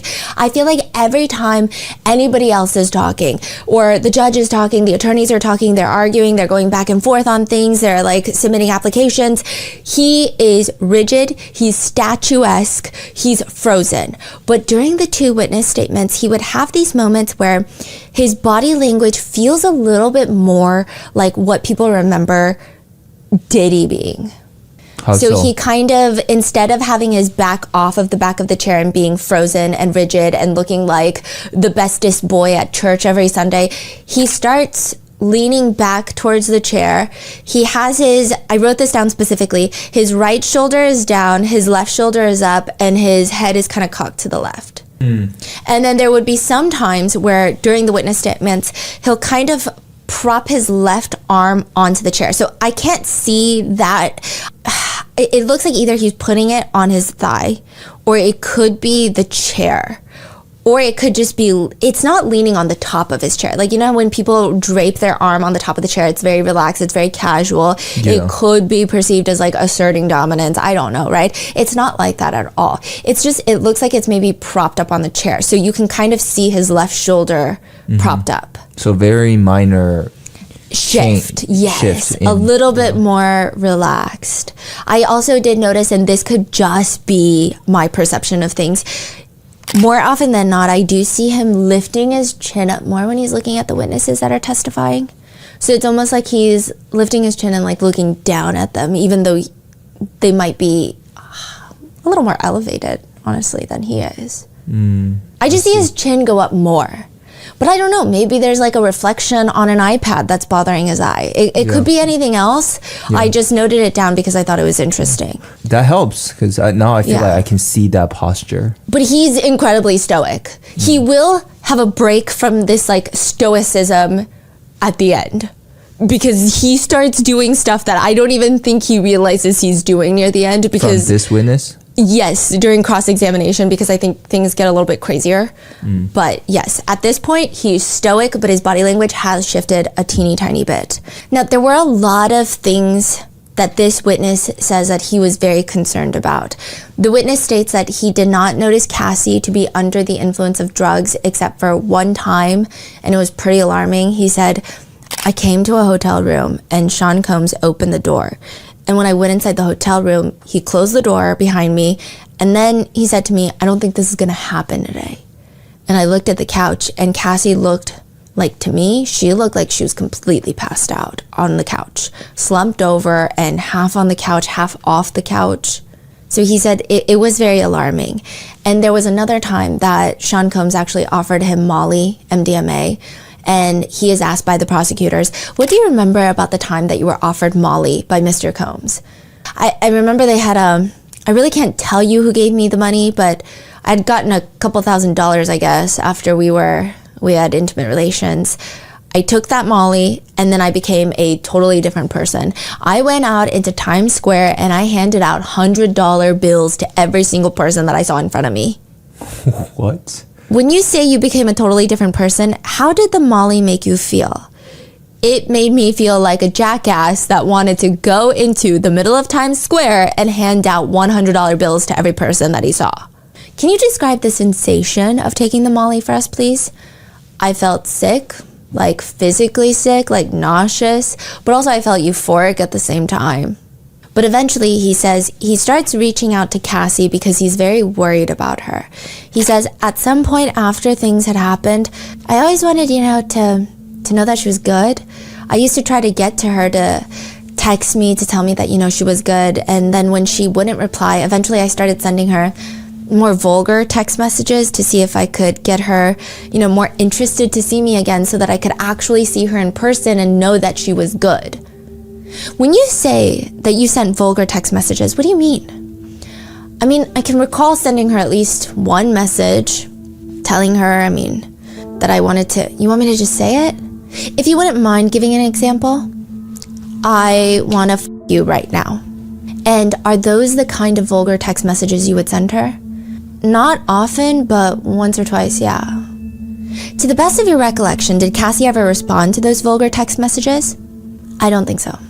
Okay, but why is he scared and worried for Cassie so much that he's sending these vulgar messages to almost bait her into responding? Like, it's a very interesting circumstance to be in. Like, why does he even need to reach out to begin with? Like, clearly something is bothering him. Yeah. He tells the courtroom that he starts developing ED, erectile dysfunction.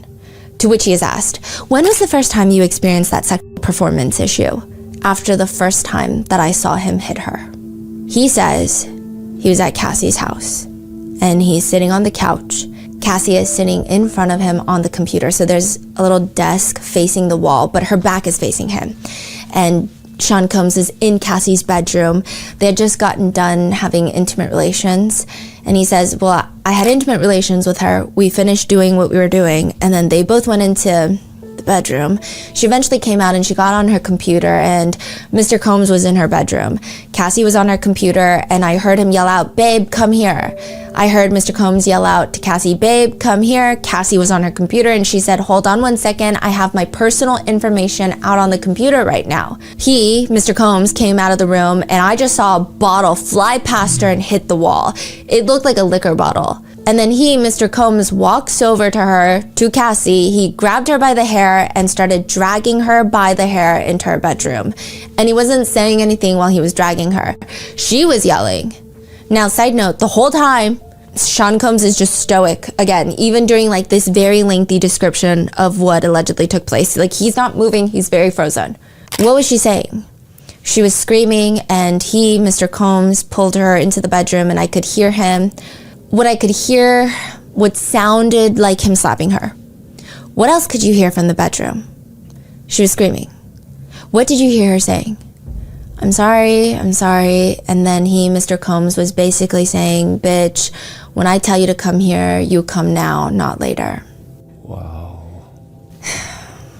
How did you react to this violence? I was shocked. It came out of nowhere. I was terrified. I didn't know what to do. I didn't know. Did you intervene? No. Why not? Because I knew that the chances that there were 4 or 5 bodyguards and another objection, sustained. So this part, like, they have to keep going with something else. Without speculating about what might have been going on outside of what you could see and what you could hear, can you explain to the jury why you didn't intervene when you heard Cassie crying and what sounded like smacks? I didn't know what to do. I was shocked. In my mind, it was going through my head that if I tried to do something, I might lose my life. Objection, overruled. And why didn't you call the police and report what you saw? Again, without speculating. I'm not speculating. I'm just telling you what was in my mind and what I was feeling at the time. My thoughts were that this was someone with unlimited power. Objection, overruled. My thoughts was that this was someone with unlimited power, and chances are that even if I did go to the police, that I might still end up losing my life. Prosecutor Comey asks, what happened after the beating stopped? Sean Combs and Cassie, came out of the room. Cassie was visibly like very upset. She did not look like she wanted to continue doing anything, but Mr. Combs asked, are y'all ready to continue now? And I couldn't do anything after that. He says he tried to act like everything was okay. How do you remember that interaction ending? I remember leaving. I do not remember them handing me money, and I probably wouldn't have taken that anyway. Why did you return to meet with Miss Ventura and Mr. Combs again after you witnessed that violence? I've had conversations in between our interactions with Cassie, and I felt like I had started developing at least some kind of friendship with her. I may have been speculating, but it was my way of being able to check on her and know that she was okay. He says that after that, he heard Sean Combs screaming at Cassie once more. He says this was a different incident at the Essex House Hotel. He says the hotel room, when you get to the front door, you walk in and there's a whole bedroom, there's a coffee table, there's like a bathroom in the foyer. And this layout oddly becomes important at one point, but listen, that's for later. What do you remember happening right before you heard Mr. Combs yell? I think we had sex during this encounter. After you had sex, what do you remember? Sean Combs and Cassie were in the bedroom for a while and I was in the living room. out of nowhere, I could hear Cassie yelling, I'm sorry, I'm sorry. And then I could hear again what sounded like she was being slapped or someone being slapped around and slammed around the room. I looked around the corner to where the foyer was, and I saw Mr. Combs walk out of the hotel altogether without clothes on. He might have had a towel on, which I guess some people would say is reminiscent to the Intercontinental Hotel video footage. And then Cassie came running into the living room, and she literally jumped into my lap, and she was shaking, like literally, like her whole body was shaking. Her whole entire body was shaking. Like she was terrified. And what did you say to her? I asked her, why is she doing this? Why is she staying with this guy if he's objection? And the judge asks Attorney Donaldson from the defense, what's the grounds for the objection? Hearsay. Overruled. There's a lot of objections throughout all of this, so I feel like we're trying to figure out what's happening, and then there's objections, and then we keep getting little bits, and then there's objections. Prosecutor Comey continues, can you tell us again what you said to Cassie? I asked her why she was staying with this guy if he was hitting her and beating her like this, and I tried to explain to her that she was in real danger if she stayed with him, and she basically tried to convince me that it was okay. It's okay, I'm fine, I'll be okay. And I just kept trying to tell her that you're not okay and you need to get help. What do you remember happening next? She and I were alone, and this was the first time we were alone. And Cassie is not somebody that likes to kiss. Objection, overruled. So the witness continues. During our interactions, Cassie was not a kisser. But in this instance, she just started making out with me. This is the shivering part? Yeah. Or did he just left a hotel? Like it. Okay. So, and she just started making out with me, and we ended up getting into it. But the fact that I was alone with her this time, I had no problem getting physically capable down there, right? And right when we were actually starting to have intimate relations, I realized that Mr. Combs had re-entered the room, and he was sort of sneaking around the corner and watching us. And once he realized that we could see him, he came into the room and basically was saying that he liked that. He liked that we were getting along in that way. And what do you remember happening next? I think the second that he came back into the room, I was done again. I couldn't continue. Why didn't you go to the police after this incident? I told you again, I was concerned for my life. By this point, he had taken my ID and taken a picture of it, and I felt threatened by what he said to me. And I felt that at the very least, I could try to get her to realize that she needed to leave and maybe try to help her in that way.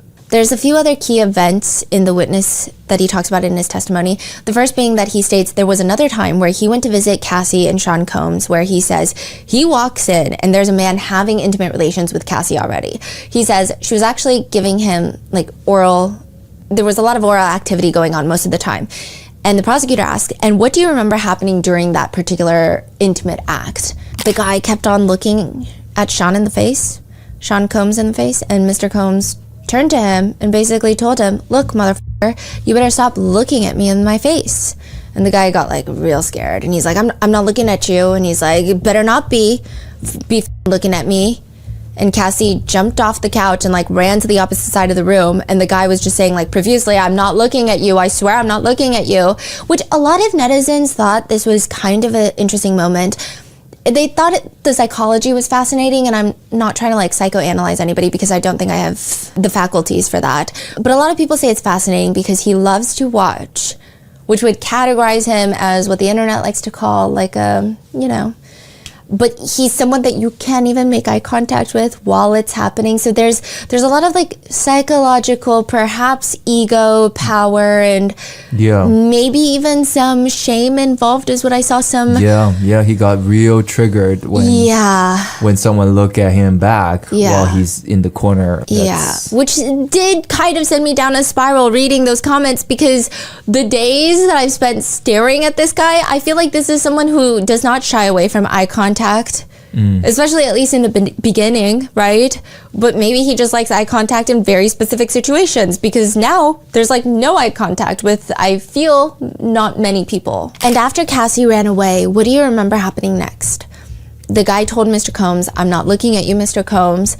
Said, okay, all right, let's we're here to have fun, not do anything else. And then he told Cassie to come back to the couch, and Cassie asked if they were absolutely positive that they're good now, because she seemed like she was scared to go back to the couch. The witness does testify, and I think the prosecutors are trying to lay the groundwork or maybe even the evidence. They're asking questions to establish the fact that these freak-offs happened for sometimes days at a time, is what they argued in even their opening statement, to which the witness talks about how, quote, just times that I would come to the hotel room and there would be like towels on the floor that looked used and bottles of baby oil that were almost finished and Astroglide that was halfway used, and it just looked like, it looked like someone had already been there already. He also states that he was only ever paid for intimate relations, that if he went there without having intimate relations because sometimes he couldn't physically perform, he would not get paid. Furthermore, he states that anytime he would get paid, it was around $700 to $5,000 to $6,000. And though it was mainly Cassie handing him the cash, he states he does remember Sean Combs coming out once and, quote, I remember he came out of the room once and he asked me and the other gentleman if we had gotten our bread. However, he does state that he personally never felt like he was being paid to have intimate relations. Even though he knows that he only got paid for the times that he did have those acts, he says, well, I for one was not someone that was getting paid for intimate relations. In my head, I was just excited that I was in this world and, happy to be involved with people with such notoriety. I didn't care if I got paid one way or another. I never asked them for a single dollar. They gave that to me every time that I went to see them. So for me, it was just, this is just something that they do. They have that kind of money. They want to share it with me. I'm fine with that. Which at this point, Sean Combs does turn to look. So the jury are all facing the left side of the room. Mm-hmm. So we're in the pews, we're all facing the judge at the front of the room, okay? Mm-hmm. Everybody's facing the judge. Sean Combs is facing the judge. The prosecutors are facing the judge. The jury, they're facing the left side. So they're looking at like Sean Combs' side profile, everybody's side profile. Mm-hmm. But there's a podium right next to the jurors. And that is where the prosecutor or the defense attorney will go up and they will examine the witnesses. I see. So it's, at least from where I'm sitting, it was unclear if he's looking at the prosecutor or if he's looking at the jurors. But at this point, when the witness says that, Sean Combs does kind of tilt and do like a small nod. Wait, I'm sorry. What did he say again? He says, I was just happy like they have this money and they want to share this money with it. So it sounds like a very positive thing. Slightly so far, this is maybe the only thing that could be interpreted as even remotely positive about Sean Combs in this witness's testimony. Yeah. And he turns towards, I don't know if it's towards the prosecutor, I'm imagining it's for the jury, but he does like a small nod. I guess indicating that he too feels like he's just sharing the love through money. I don't know. Now, the witness says he's scared. He says that Sean Combs took his ID, saying it's just in case, and he's kind of freaking out about it. And there were a lot of parts from this witness's testimony that are really transparent to the point that if it were not in this case, in this situation, in a courtroom setting, it could maybe come off as vulgar, perhaps, because it's the truth. It's a lot to hear. Like, people are not sugarcoating the truth in a courtroom. He will testify and state things like, he would tell her to blow me. Halfway into the direct, Sean Combs' daughters, so they're all adults, they just had turned 18 recently, I believe, and they first leave to use the restroom once the testimony starts getting into that area of a lot of explicit details. They come back after the restroom and the testimony is still very sexual in nature, so they leave once more and they don't come back. So they sit out the rest of the testimony. The three daughters, right? Yeah, mm-hmm. But the mother and the sons, they stay. And that's also been a huge conversation online, the fact that Sean Combs' kids are showing up to support him in court. Typically, netizens say that it's supposed to show that the defendant has a large support group that supports them and believes in their innocence, most likely, is what they're showing to the jurors. Like, I believe this person is innocent and I'm supporting them. However, in this case, netizens think it's telling that the three youngest daughters that are barely adults are in attendance, with netizens feeling like if they were Sean Combs, they would bar their daughters, at the very least, if not all their kids, from the courtroom, because they don't want them to experience this level of trauma and like hearing these things being said and the allegations and the accusations. So the sentiment here being the girls being there probably traumatizes them and only benefits Sean Combs. They say that he's not trying to be a good father, but he's just trying so hard to appear to be a good father to the jury. That's why he wanted his kids there. Other people also think that it's weird that his elderly mother is just sitting there listening to witnesses testifying about this kind of stuff. But there have been also lots of stories about his mother perhaps maybe having similar interests. I don't know. Those are allegations. Those are what people who personally know the family have been alleging and accusing online. You can find all of that online. I'm not the one alleging this. But one netizen comments, if Diddy's 18-year-old daughters are too young to hear of his DV and SA case, then Cassie was too young to have been groomed and trafficked by their father. So there's a lot of very strong opinions out there on the internet about this. I will say that the family is, there's just a lot going on every time the family comes in. Even when they go in and out for lunch, they all get into this like giant van. Sometimes when they leave for the day, this also happens. I think it's one person. I don't know if it's a different person every time. I don't get a good look at their face, but someone is just on a speaker playing Me and You by Cassie.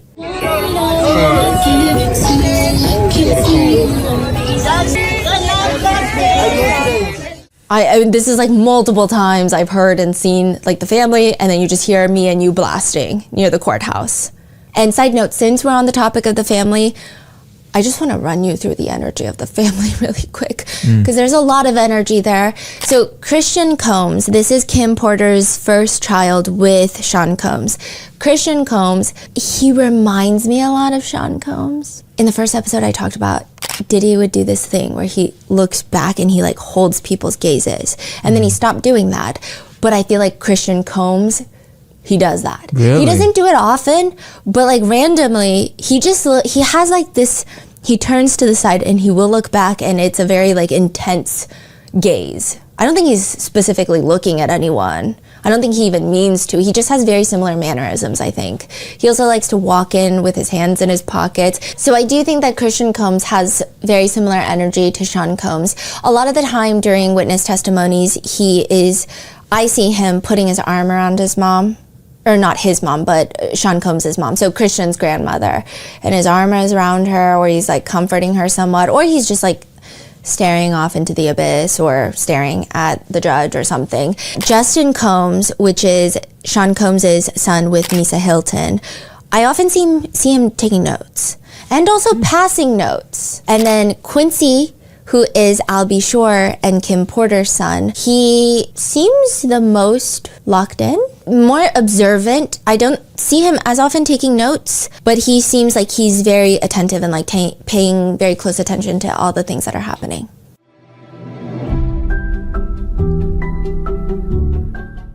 There is a reason why cars have airbags and seatbelts, or a reason why doctors have to go through years of training, just like there's a reason why Morgan & Morgan is America's largest injury law firm.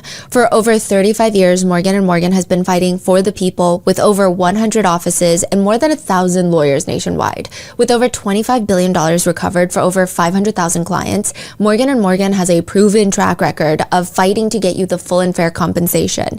The family-founded firm is built on a foundation of personalized commitment, client advocacy, and accessibility with risk-free consultations across the United States. In Florida, a client received $12 million after the insurance company offered $350,000. In Pennsylvania, a client was awarded $26 million, 40 times the insurance company's offer of $650,000. When you hire the wrong law firm, you may be beat before you start. All law firms are not the same. If you're ever injured, you can check out Morgan & Morgan. Their fee is free unless they win. For more information, go to forthepeople.com/rotten or dial pound law, which is pound 529 from your cell phone. That's forthepeople.com/rotten or pound law, pound 529 from your cell. This is a paid advertisement.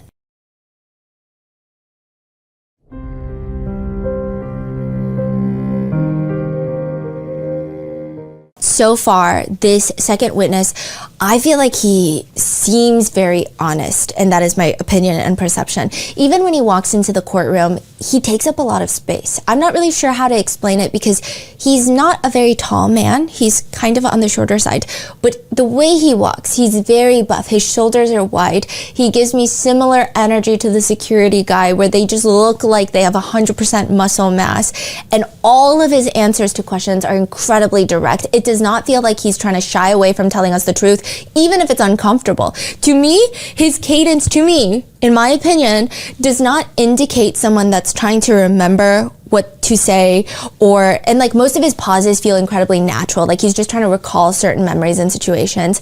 Also on top of that, I feel like nothing about this is comfortable for him, very clearly, because when he walks into that courtroom, I said there's a presence about him, right? So he walks through the aisle, he walks past Sean Combs on his left, the jurors, 12 jurors on his right. He sits right next to the judge, and that is when his body language completely shifts. When he sits on that witness stand, he's not hiding, but he's so hunched over, you can barely see the top of his head because there's a computer at the witness stand. There's a computer there because they have to show like evidence pictures. You can't even see the top of his head. But when you see other people that are probably similar in height sitting there, you see like a good chunk of their chest, their neck, their head. You just see like the top of his head peeking over the computer screen. I felt like that in conjunction with the testimony. He looks like he's melting into his chair. It felt very honest. He could be the world's best liar, but to me it just felt kind of honest. I think it's interesting because that's what your take, right? Yeah. I feel like maybe some of the jurors or a lot of them may feel the same way, like, oh, they can trust what he's saying because that's the energy that they get. There was not one point where I felt like he was saying something to make himself appear better or to make himself appear more law-abiding. It just felt almost uncomfortably honest. Right. Yeah. Like he was tied up to a truth machine, is my opinion. And again, I could be naive, I could be dumb, he could be the world's best liar. But, I mean, he is on the stand, that would be perjury. He's asked, were there times when you texted her and she did not respond? She never responded to my text messages, usually. Like, he's like that honest. So it feels like it's very interesting to see him going into the cross-examination. And the main person that's going to be doing that is defense attorney Xavier Donaldson. Now, to be fair, I do want to preface this before we get into this. He was one of the later additions to the defense team. He joined the defense team days before the trial. Before the trial. I mean, what are we supposed to expect? Mark Agnifilo was hired a full year ago. So the difference in preparation time is massive. So just keep that in mind throughout all of this, because I feel like even in the courthouse, I have only heard, and this is probably like off the record, I don't even know what that means, right? But I've only ever heard people say incredibly positive things about Attorney Donaldson. But this cross-examination, I could not look away. And this was the first trial that my researchers and I are attending. We obviously watch live streams of trials. We go through copious amounts of court transcripts. So we were confused because maybe sometimes things don't translate on camera, or maybe sometimes things don't translate on transcripts when transcripts are the only things available. So we were confused on like, is this a normal cross-examination? Because it doesn't feel like it, and it doesn't match any of the other copious amounts of cross-examinations we've seen on other trials that are recorded. My researcher even passed me a note that read, "What is happening?" Because we were a little bit lost. So Attorney Donaldson, I feel like up until now, he's just been like this 6'5" tower. Wow. I don't know his actual height. He feels 7 feet tall. He's just impeccably dressed every single day. He's very stoic. You don't see him socializing too much. He appears to be very focused most of the time. This is our first time seeing him in his element. And again, to preface, I don't even think this is his element because he just got on the trial like days before the trial. Like he just got on this case. So he's about to cross-examine the witness number 2. I think that Brian Steele and Xavier Donaldson have similar mannerisms in the sense that when they get to the podium, they like to use their body. I think they're both showmen. And I mean that maybe in a good way. I think in a good way. I think Prosecutor Comey, so this is former FBI director's daughter, Maureen Comey, she's the lead on this. She has her own thing where she is blunt, to the point, very direct, and her cadence is very addicting to listen to. She actually reminds me of the judge. Their communication style, nothing gets lost in translation. Some of the other attorneys, I feel like, maybe I'm dumb, but this feels a little rambly. Like when they're trying to like plead something to the judge, I'm like, I feel like this is like a lot of words happening right now. With Comey, I never feel that. Her communication is like so clear, so direct. It's just same with the judge is how I feel. Everything's so clear, so direct. They're effective communicators. And this is like you and the researchers. You guys all feel this way. So you can assume that probably some of the jurors feel similarly. Yes, and it's not even just us and the researchers, because when I have certain feelings like this, sometimes I'll even like ask other journalists or reporters that are not like other, like I'm one, but you know, I will ask some of the journalists or reporters that are also in the press, and they will kind of guide me like, yeah, I mean, we all think similar things of A, B, C, or D. I'm not saying they think all the similar things that I think or anything like that. I'm just saying like certain things, Okay. Yeah, a lot of them think Comey is very sharp. Yeah. So Tenny is also very eloquent. So Tenny Garagos is on the defense team. Very eloquent, but she doesn't emphasize words as satisfying as Comey does. And it's very interesting because in the next episode, you're actually going to see Comey and Tenny kind of go head to head. And it's almost like it was very interesting to see. But both Steele and Attorney Donaldson give me showman vibes. It's like the whole energy. I feel like Brian Steele has, let me explain. This is like how I felt it went down. He walks up to the podium.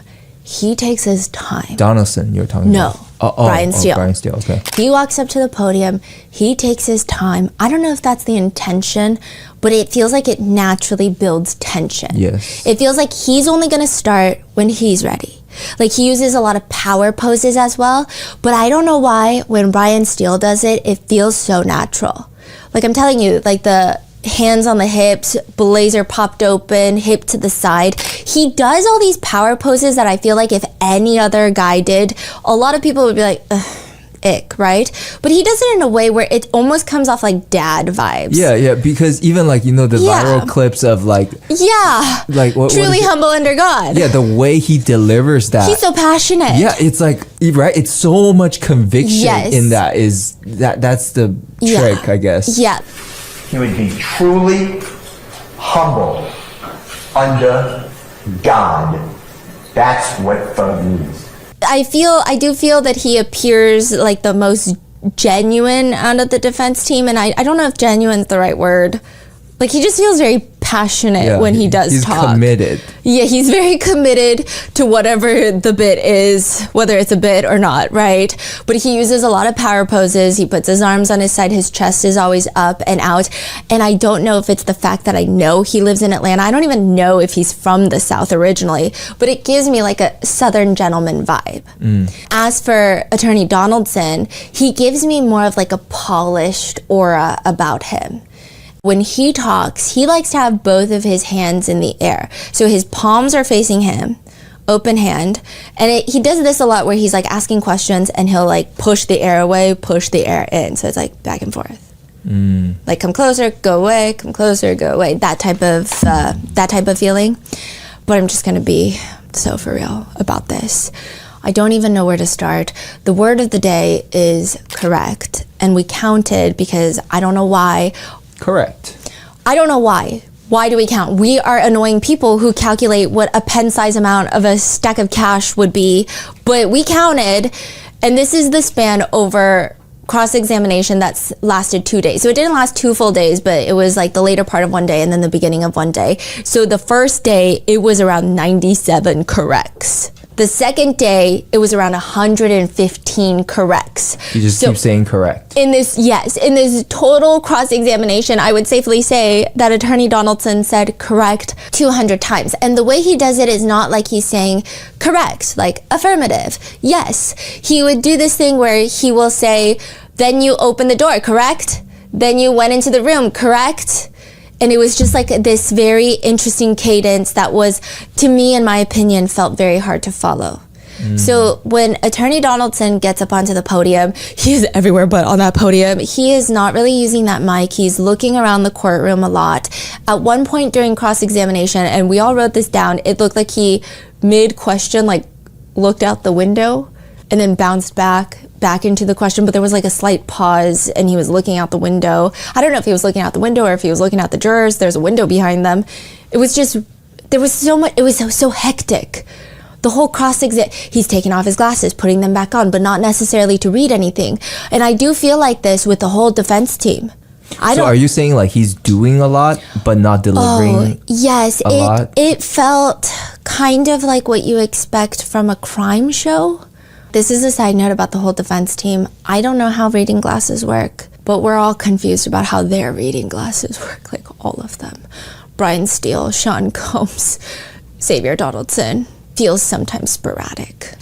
Okay, so the glasses are coming off, they're coming in, they're like, he's holding them with both arms behind his back, holding his glasses, he's moving side to side, he's doing like almost a 360 where he's turned his full body to the defense, because the juror's on the other side, then he turns it towards the family, that side, and then even like towards the press. I don't think, again, he's not specifically looking at the press, that's not what I'm indicating, but like, his body is moving a lot. He's turning up. Some points he looks up at the ceiling. Does it look like he's nervous, or does it look like that's just how he always is?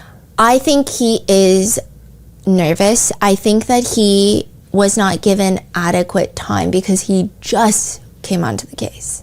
Okay. So I'm just going to give you a highlight overview of the cross. Attorney Donaldson asks a question to the witness, basically asking if his job was to help develop the website for the male, I guess what the public has been dubbing male escorts that he works for, and to make it more popular. So he's basically saying, like, aren't you there to help this website get more popular and gain traction? And the witness states yes and no. And he responds, well, yes, now. And then he's about to ask a question, but the judge has to stop him and say, quote, the jury should disregard counsel's last statement and there should be no statements. There should just be questions. So it just feels like he's making interesting, I don't want to say mistakes. So he's not supposed to make statement. It should be a question, but he made a mistake of stating a statement. Yeah, and then mid-questioning, he'll just be like, can I have a second, please, Your Honor? It just felt like he was very underprepared. At one point, the witness even asks the attorney, you're asking that question not in the right way. If you would like me to specify, I will. Like, it just... The witness is correcting him. The witness was going off on the attorney. It's so interesting because he is, the prosecutor's witness. So obviously he's going to have a much friendlier relationship usually with the prosecutor. And when prosecutor Maureen Comey is asking him questions, a lot of the times, if it's a yes or no question, he will respond like, yes, ma'am, or like, no, blah, blah, blah. And then he'll elaborate. But with Attorney Donaldson, he's like pretty hostile, but understandably so, I think. He's just like, that is correct. That is incorrect. He's snappy with it. So Attorney Donaldson asks, then when you met with Cassie Ventura on that first day, you were not going for prostitution, correct? Correct. You were going to optimize the lady's experience, correct? I have no idea what that means. You have no idea what the company slogan that you worked for means? In regards to me going there to optimize the lady's experience, I don't know what you're referring to. Can you be specific with your question? Yes, the company slogan was to provide the ultimate ladies' night experience, correct? That was the company slogan, yes. Some questions were just going over what I felt like we already knew. You worked for the company, correct? Correct, yes I did. The company sent you to a lady that night, correct? Yes I did. So you were going there to do the ultimate ladies' night experience, correct? I certainly was going there to give a great experience, yes. For a ladies' night, for a lady, correct? For a bachelorette party is what I thought it was, correct. So are you saying that a lot of these questions never lead to anything? The feeling is like it never landed? Okay, so there were so many parts where I'm like, but you know what? I'm not an attorney. Maybe these attorneys are so smart, they're 10 steps ahead, and we don't even know the end game, right? Yeah. But I don't think the jurors are not attorneys. The jurors are, like, I'm a juror, basically. No, okay, I'm not a juror on this case, but in the sense of, like, I am a normal human being without law school experience. Yeah. So I would imagine that I would have a perception maybe similar to jurors rather than attorneys. Because maybe attorneys in the comments, you're like, oh no, he's doing this because of A, B, C, and D, and E, and you can elaborate, and I would love to read those comments. But as someone with no legal experience, I'm like, what are we doing? I don't understand what's going on. By the end of it, did you figure out what his goal is? What angle is he going in? By the end of it, he made me feel more confident in the witness. Cross-examination made the witness more credible to me, in my opinion. And the witness's tone is a lot more assertive and firm. Like, no, yes, like, no, I just told you. So it feels like he knows what's going on. Right. Donaldson also kept asking questions that the witness would say is incorrect, but it wasn't ever clarified. So it just made me feel like... What do you mean? he'd be like, didn't you do this? Correct? And then he'd be like, incorrect. And then they would never really clarify. Right. So I'm just like, okay, where is he getting that information from? Is he just getting wrong information? What's happening right now? It just didn't make any sense. And again, maybe I'm done. Maybe attorneys can leave in the comments for me and like help us out because we were scratching our heads over it. And another example, the defense attorney would ask, sir, isn't it actually a fact that Cassie Ventura called you on that first incident and told you to come to the Gramercy Hotel? That is incorrect. Isn't it a fact that Cassie told you to come to the Gramercy Hotel and ask for a person named Black? Later on, but not to the Gramercy Park Hotel, no. Isn't it true that Cassie called you on the phone and told you that I'm celebrating something for my birthday and my husband wants to give me something special? Isn't that correct? That is not correct. Would you like me to? No, I don't. Okay. So at this point, we yes, I hear you. And then now I want to know exactly when is that event or why is it incorrect?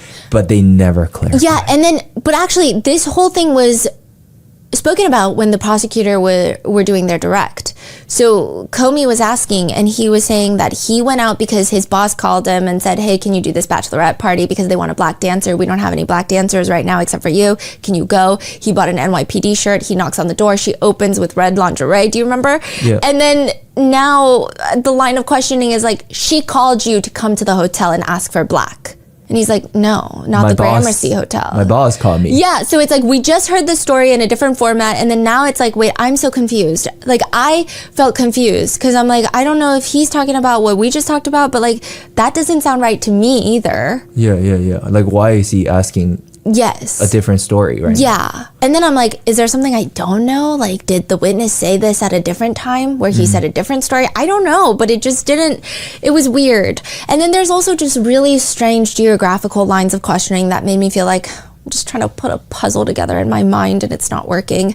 Now, when you got to the hotel room, I believe you said, according to you on your direct, you arrived at the front door and I believe you knocked on the door. Is that fair to say? Correct. When you knocked on the door, someone answered that door. Is that fair to say? Correct. This person that answered the door was a beautiful woman. Would that be fair to say? Correct. And you recall that in your mind, there was a beautiful woman opening the door, correct? Correct. It's the same question in 3 formats. Yeah, and she was wearing a wig at that point, correct? Correct. And at that point prior to you, well, strike that. You hadn't talked to her about money, correct? You didn't talk to her about how much you would get paid for coming there, correct? So when you knocked on her door, Cassie brought up to you something about money, correct? Correct. And that is before you had intimate relations, correct? So then at that point, Cassie gave you money, correct? Yeah, correct. So as soon as you knocked on the door, she opened the door and you had a conversation about what? You're asking me? Yes, when you opened, sure. You knocked on the door, right? Sure. Is that right? That's correct. She opened the door, correct? Oh my God. Correct. You saw a beautiful woman there, correct? You're kidding me. Yes, correct. The back to the door? Yeah. You know, I was getting a little bit confused because, again, maybe there's something I'm missing because I'm not an attorney. And I do look over and there are, well, I don't know if I should go that in depth, but there are other reporters on the other side. And I just see one of them, and this could be a coincidence. This could be absolutely nothing. He could just be really tired because I think everyone in that courtroom was tired. He's just like rubbing his eyes. He starts from his nose bridge using his 2 fingers, rubbing his eyes for a good minute. This man was in distress and he's just reporting. It was very frustrating. How about Diddy's team? Oh, I don't want to start drama. Not that they would even watch this, but... What, they were reacting to this too? Sean Combs was very reactive. Really? Not at this point, but he gets even more reactive later. But this is when I say that his statuesque thing, I felt, is something that's strategic for the courtroom because he was no longer statuesque. He was doing what I can best describe as a 3-point look, which is he's looking at the witness, in my perception, and this could be false. This is just what I felt and what I perceived with my own 2 eyeballs. He's looking at the witness, I feel like he glances at the jury and then he looks at Attorney Donaldson in like a 3-point, what the hell look. Like, what is, like, oh my God, everything is falling apart type of look. And then he would just look at Attorney Donaldson. There's one point where clearly, I mean, everyone on the defense is like waiting for certain moments and they know what the key moments that they're trying to hit during this cross is. Donaldson asks the witness a question. Well, it's a statement plus correct question mark, right? And I do think that the response that they were, I don't even remember the question. It was not that important of a question, or at least I felt, to me, it felt insignificant because I don't recall the question. If it was that important, I do think I would recall that question clearly, right? But Attorney Donaldson asks a question, correct? And at this point, Sean Combs, he turns his body to the jury and he's staring at the jury. He's alert. His back is straight. He's like a Boy Scout on command, okay? He's ready to, like, I don't know. Yeah. But then the witness says incorrect. And you see, I saw Sean Combs' eyebrows scrunch. And then he sits, like, leans back again, turns away from the jury, and he looks incredibly confused. So I think this was all a rehearsed thing for the defense. Like, okay, during the cross-examination, we're going to ask him this, and he's going to say correct. And that's how we get him. Yeah, that's like that's the mic drop moment. That's what it felt like. And then they got hit with the incorrect. And you don't even remember what it was. It did not feel like a significant question. I think the problem was the cadence, the flow of the cross. I don't even remember much. I had to re-go through the transcripts because I'm like, I don't even know what happened. How many hours were the first day for that? Like he was asking these questions for how long? Maybe like 40 minutes. So the 40 minutes he's just asking, correct? Yeah, and then like all the questions, I didn't get a setting. I didn't even know where we were. It was just like, where are you in relation to the couch? You're here, correct? Like it was very confusing. I'm like, wait, which incident is he talking about again? And then by the time I'm like, oh, he's talking about that, it would be a completely different thing that he's like, correct? And then it was just so, the pacing was so strange that I didn't know what was happening most of the time. Got it. So you're confused. You're lost. Yeah. You didn't get the point. No. And then... No. Yeah. And then he'll say things like, okay, and then now, let's get the image right. You were in the hallway, correct? Yes, correct. She's in the door, correct? Correct. And at that moment, she hands you the money. She invites me into the hotel room. I go into the room. She closes the door behind me. And then she says to me, your boss told me that upon arrival, I have to give you $100 or $200. And I said, correct. And then she handed me about $4,000 or somewhere around that ballpark. $4,000? Roughly.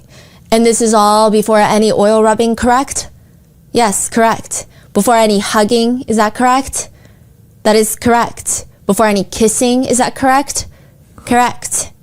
Then it just starts kind of getting weird. Now, she was standing in, I believe you said lingerie? Correct. She had on heels, correct? Correct. She was just lingerie, heels, and a wig, correct? And a pair of dark glasses. And a pair of dark glasses? Correct.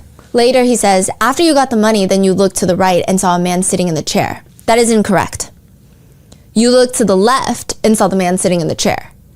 After she handed me the money, we walked into the room, fully past the hall, past the little hallway that was there, toward the couch that was in front of us with the candles and everything on it. And then I looked to the left, and on the right side of the room, if I'm facing Mr. Combs was sitting in the chair with a robe on, hat, and a bandana over his face. Yeah, I feel like I recall that better than what... That's what I pictured. Okay. Yeah. So now, while you were standing there with Cassie, and after you received the money, you were going to start rubbing baby oil on her, correct?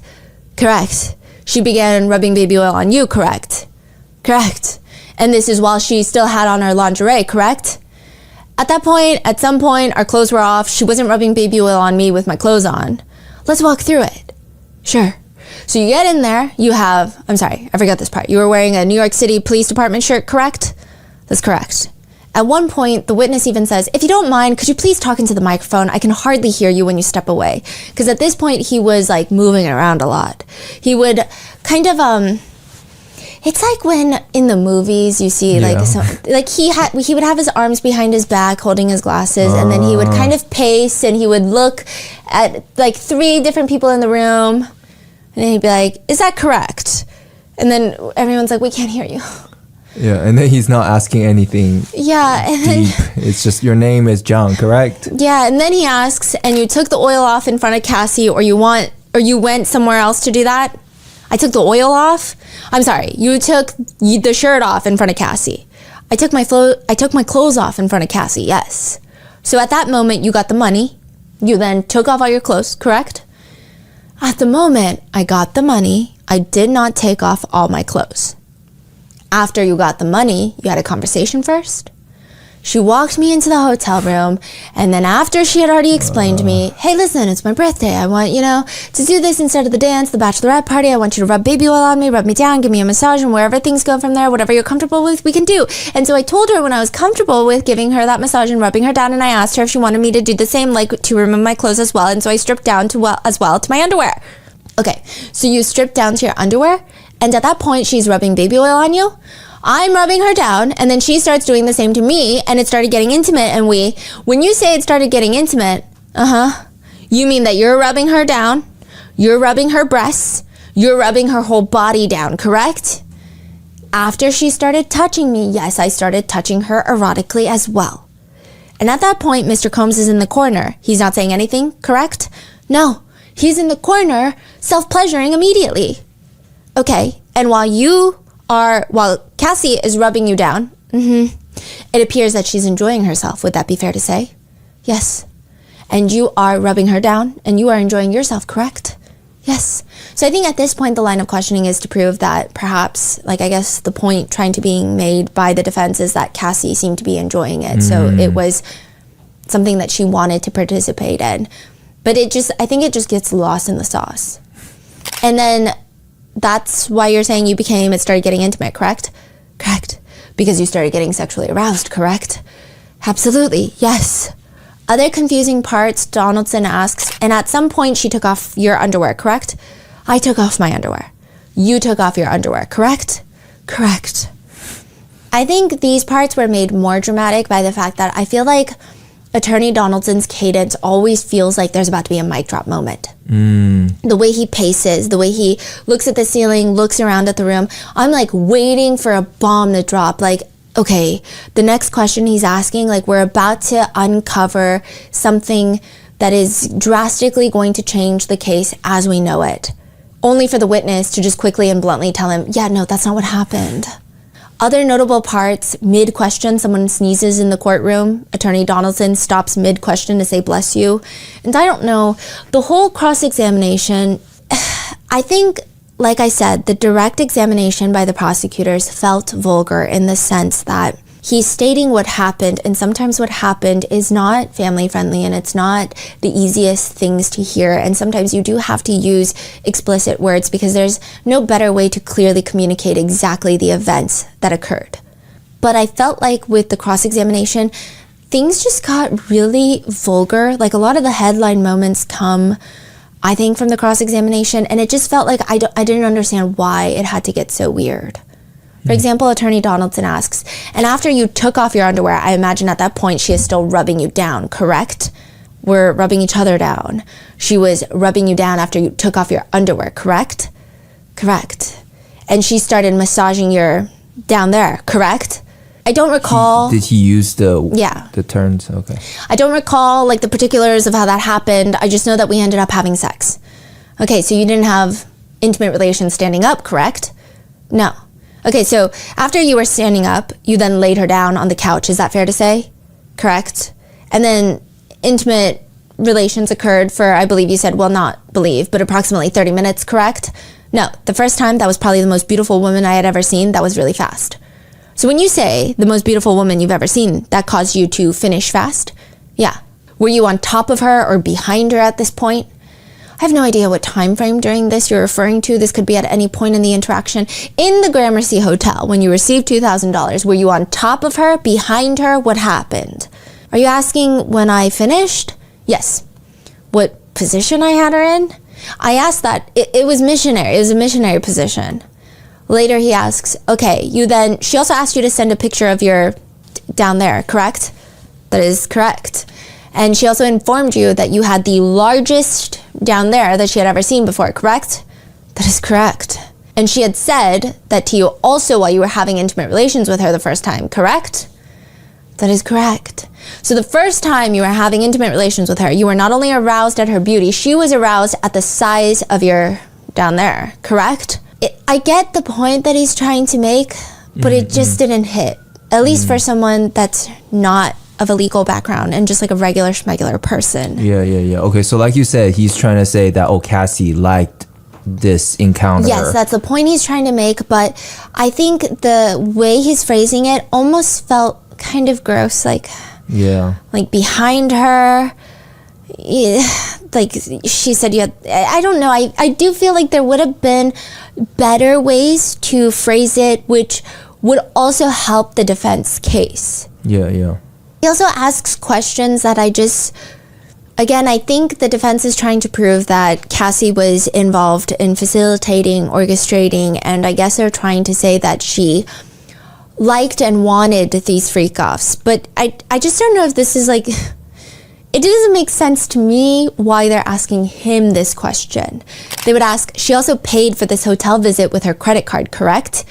He's like, I don't know what she paid for with the hotel. I have nothing to do with that. Well, you did learn from your boss that Miss Ventura paid for this hotel stay with her credit card, correct? That's not correct. She paid for the dancer to come to her with the credit card. I have no idea who paid for the hotel. I mean, honestly, it got to the point where I did think maybe the defense was playing chess. I'm like, maybe they're stalling or something.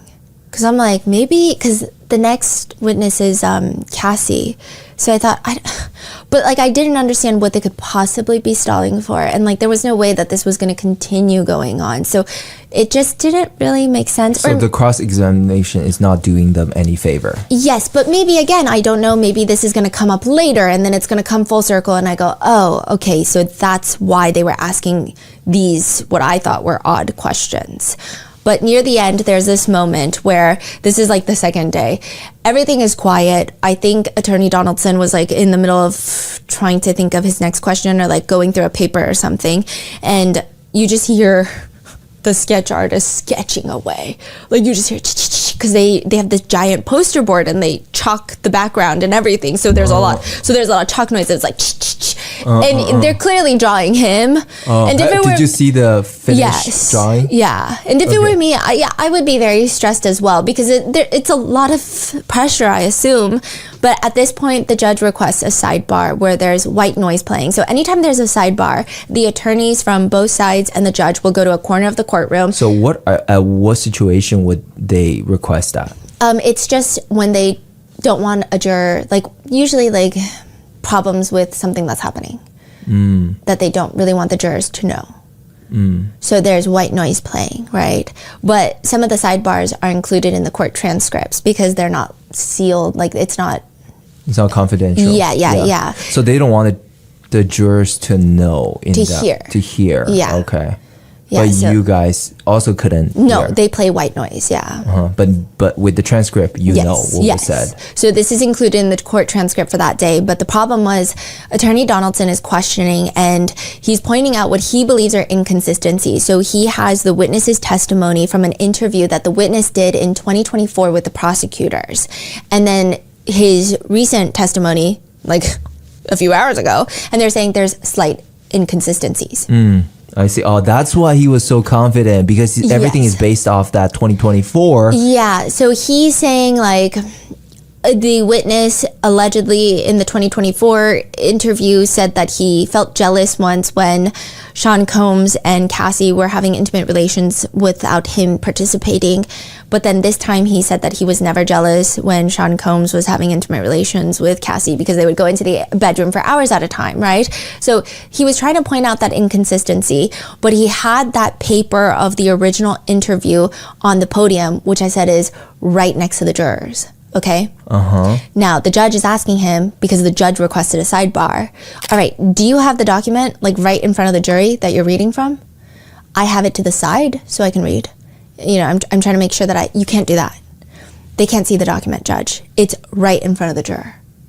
Okay, Prosecutor Comey says, Your Honor, I just realized that Mr. Donaldson had his papers on the bar right in front of the jury throughout the cross-examination. Like literally they can see it that close by? It's really close. I don't know if any of them were trying to read it. I don't think anyone read it. And I'm sure like you'd have to have some attorney Donaldson tries to explain, I'll do whatever I can to make sure that the juror can't see it. It wasn't my intention to do that, so it's clear about that. And just the rest of the cross-examination is... Oh, that's what they want to discuss. Yeah. Like, is that paper visible to them? Okay. And then the rest of the cross-examination is uneventful, except the whole time he's getting stared down by Sean Combs. And Sean Combs is doing the three-point look, the witness, what I think is the jury, and then Donaldson. It's like he's watching a third party at this point. He's jotting down notes. He's got his eyebrows furrowed. In fact, anytime the defense, this isn't even just Attorney Donaldson, anytime the defense looks a little less prepared or their objection gets denied or their applications get denied, the way Sean Combs looks at them is like, what am I paying you for? Like, it's very like, hello? Yeah. Like, it just looks like, hello? And I do think like it's unfortunate, and I think it's interesting how fast emotions change in a courtroom. Because when we do research on these cases and we're reading court transcripts, and even when we're watching live streams of everything that's happening in court, it's so very easy to hold on to emotions. I don't know why, right? But when you're I think it's like energy. When there's a collective energy that shifts, it's so hard to fight against it. So during the direct examination by the prosecutors, it was really depressing to hear about all the times that he alleges that he saw violence against Cassie, and it's shocking, it's salacious, but it's really heavy. Yeah. And then the minute that cross-examination starts, it just feels like kind of frustrating and confusing. So it's like very weird how many emotions I feel like people go through just watching what's happening in court. Yeah. We're not even involved, but to watch, it's like a collective emotion. So I do think it's frustrating that emotion dissipates, and I wonder if that same thing happens for the jurors. Right. If they feel like a sense of anger and like, this is bad, and then the cross-examination happens and they're like, what just happened? And so they lose that, oh my gosh, this like emotional testimony. And then it just turns into, what was that? Maybe that's their strategy? Maybe, I don't know, yeah. Now, during the prosecutor's rebuttal, Comey asks a series of questions that do kind of do what I think she intended. I mean, there were statements. She's asking questions, but there were statements made. She says, so let's break it down. So she's back. Who would direct you and Cassie to rub baby oil on each other? Sean Combs. And who would direct Cassie to perform oral sex on you? Sean Combs. Who would direct you and Cassie to have intercourse with each other? Sean Combs. Is Sean Combs the same man who threw a liquor bottle across the room when Cassie asked him to wait a minute? Yes. Is that the same man that grabbed her by the hair and dragged her to the bedroom? Yes. Is that the same man who called her bitch while you heard her say I'm sorry and heard smacking sounds? Yes. Is that the same man who then came out of that same room and asked you and told you and Cassie in essence to have intimate relations again? In essence, yes. There is a brief argument on the fact that the witness did send a text message to Cassie saying that he loves Cassie and Sean Combs, which in another redirect, Prosecutor Comey asks him, why did you send that text message? Because I was trying to get her to respond to my messages. She would not respond to my messages, and the only way that I could see if she was okay was to try and bait her into making her. And Mr. Combs believed that I had no problem with what he had done so that they would invite me back so that I could see for myself that she was okay. No further questions. And then Attorney Donaldson moves to strike. And there is, here's the thing about Prosecutor Comey. I don't know this woman. I think so far, I really don't know anything about her background. From what I've seen in like the past week, she's so sharp.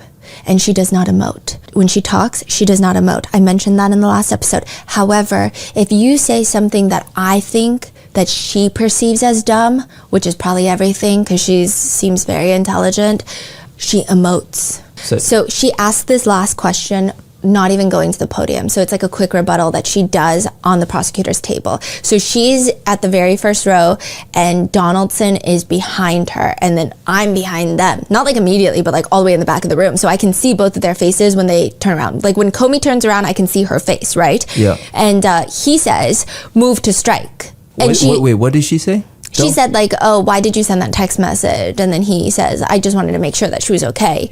And she says, no further questions. Donaldson says, move to strike. The judge says, on what basis? Donaldson says, non-responsive, right? He wants the jurors to forget this information, right? And he's like, on what grounds? Yeah. And I guess whatever grounds he's saying doesn't make sense because Comey turns around and the way she looks at him, I wish I had a more professional way of like describing it, but it's like, hello? Like, this is ridiculous. Like no? Like, are you thinking? Are you thinking? Am I thinking? Who's thinking right now? Like, that's the vibe she gives me. Yeah. So, and then? She says, it's totally responsive to why he did send that text, Your Honor. And so the judge overrules. And it's just like very interesting the way like she never emotes until an attorney does something which she might perceive as dumb, and then suddenly she cannot hide her emote. Her emote is emoting so strong, like it like is a lot. Really? Yeah, it's like a, are you dumb? Look, like I don't know how else to describe it. That's the So she has two modes, either blank. Effective communicator, but blank, or are you dumb? And then what did Donaldson say or do after? It was just overruled. Oh, okay. Yeah. Okay. And then, that was the end of this. yeah, but it was, it seemed very tense for the defense during that time. But not as tense as it's about to get, because after this cross, there's a quick break, a group, and we go outside the courtroom, and there's this little, I don't even really know what to call it. It's just like an open area, and then the elevators and the restroom. But in that open area, there's a group of maybe 10 people, and they're standing outside, right outside the courtroom, and they're either arms on each other's shoulders, kind of like a football huddle style. Some of them are just holding hands, and they are in a prayer circle. At least that's what it looks like. And it's all Sean Combs' family. Because now... Oh, the whole family went out already? Yeah. Oh, during the break, you said? Yes, and they are in a prayer circle, huddled together, because Cassie is about to start testifying. And that is where I leave you. And I am going to go through Cassie's direct and her cross-examination, which actually hasn't happened at the time that I'm filming this. I literally have to go to court in like 2 hours. So that'll be the next part of this, everything that's been going on with the trial. What are your thoughts? Let me know in the comments. And again, these are just my perceptions, my observations, my opinions. And I do think that Attorney Donaldson is... I think he has accomplished probably more in one day than I will do in a lifetime. I do think that it's very unfair that he was added onto the case so late. I think if he had a year, as some of the other attorneys on the defense had, I think he would have, I don't want to say he would have nailed the cross because that's weird, but I think he would have performed at his normal scale. You know, because I've only heard very good things about him. But that was just my opinion of this very isolated event. So what are your thoughts? Leave it in the comments, and I will see you in the next one.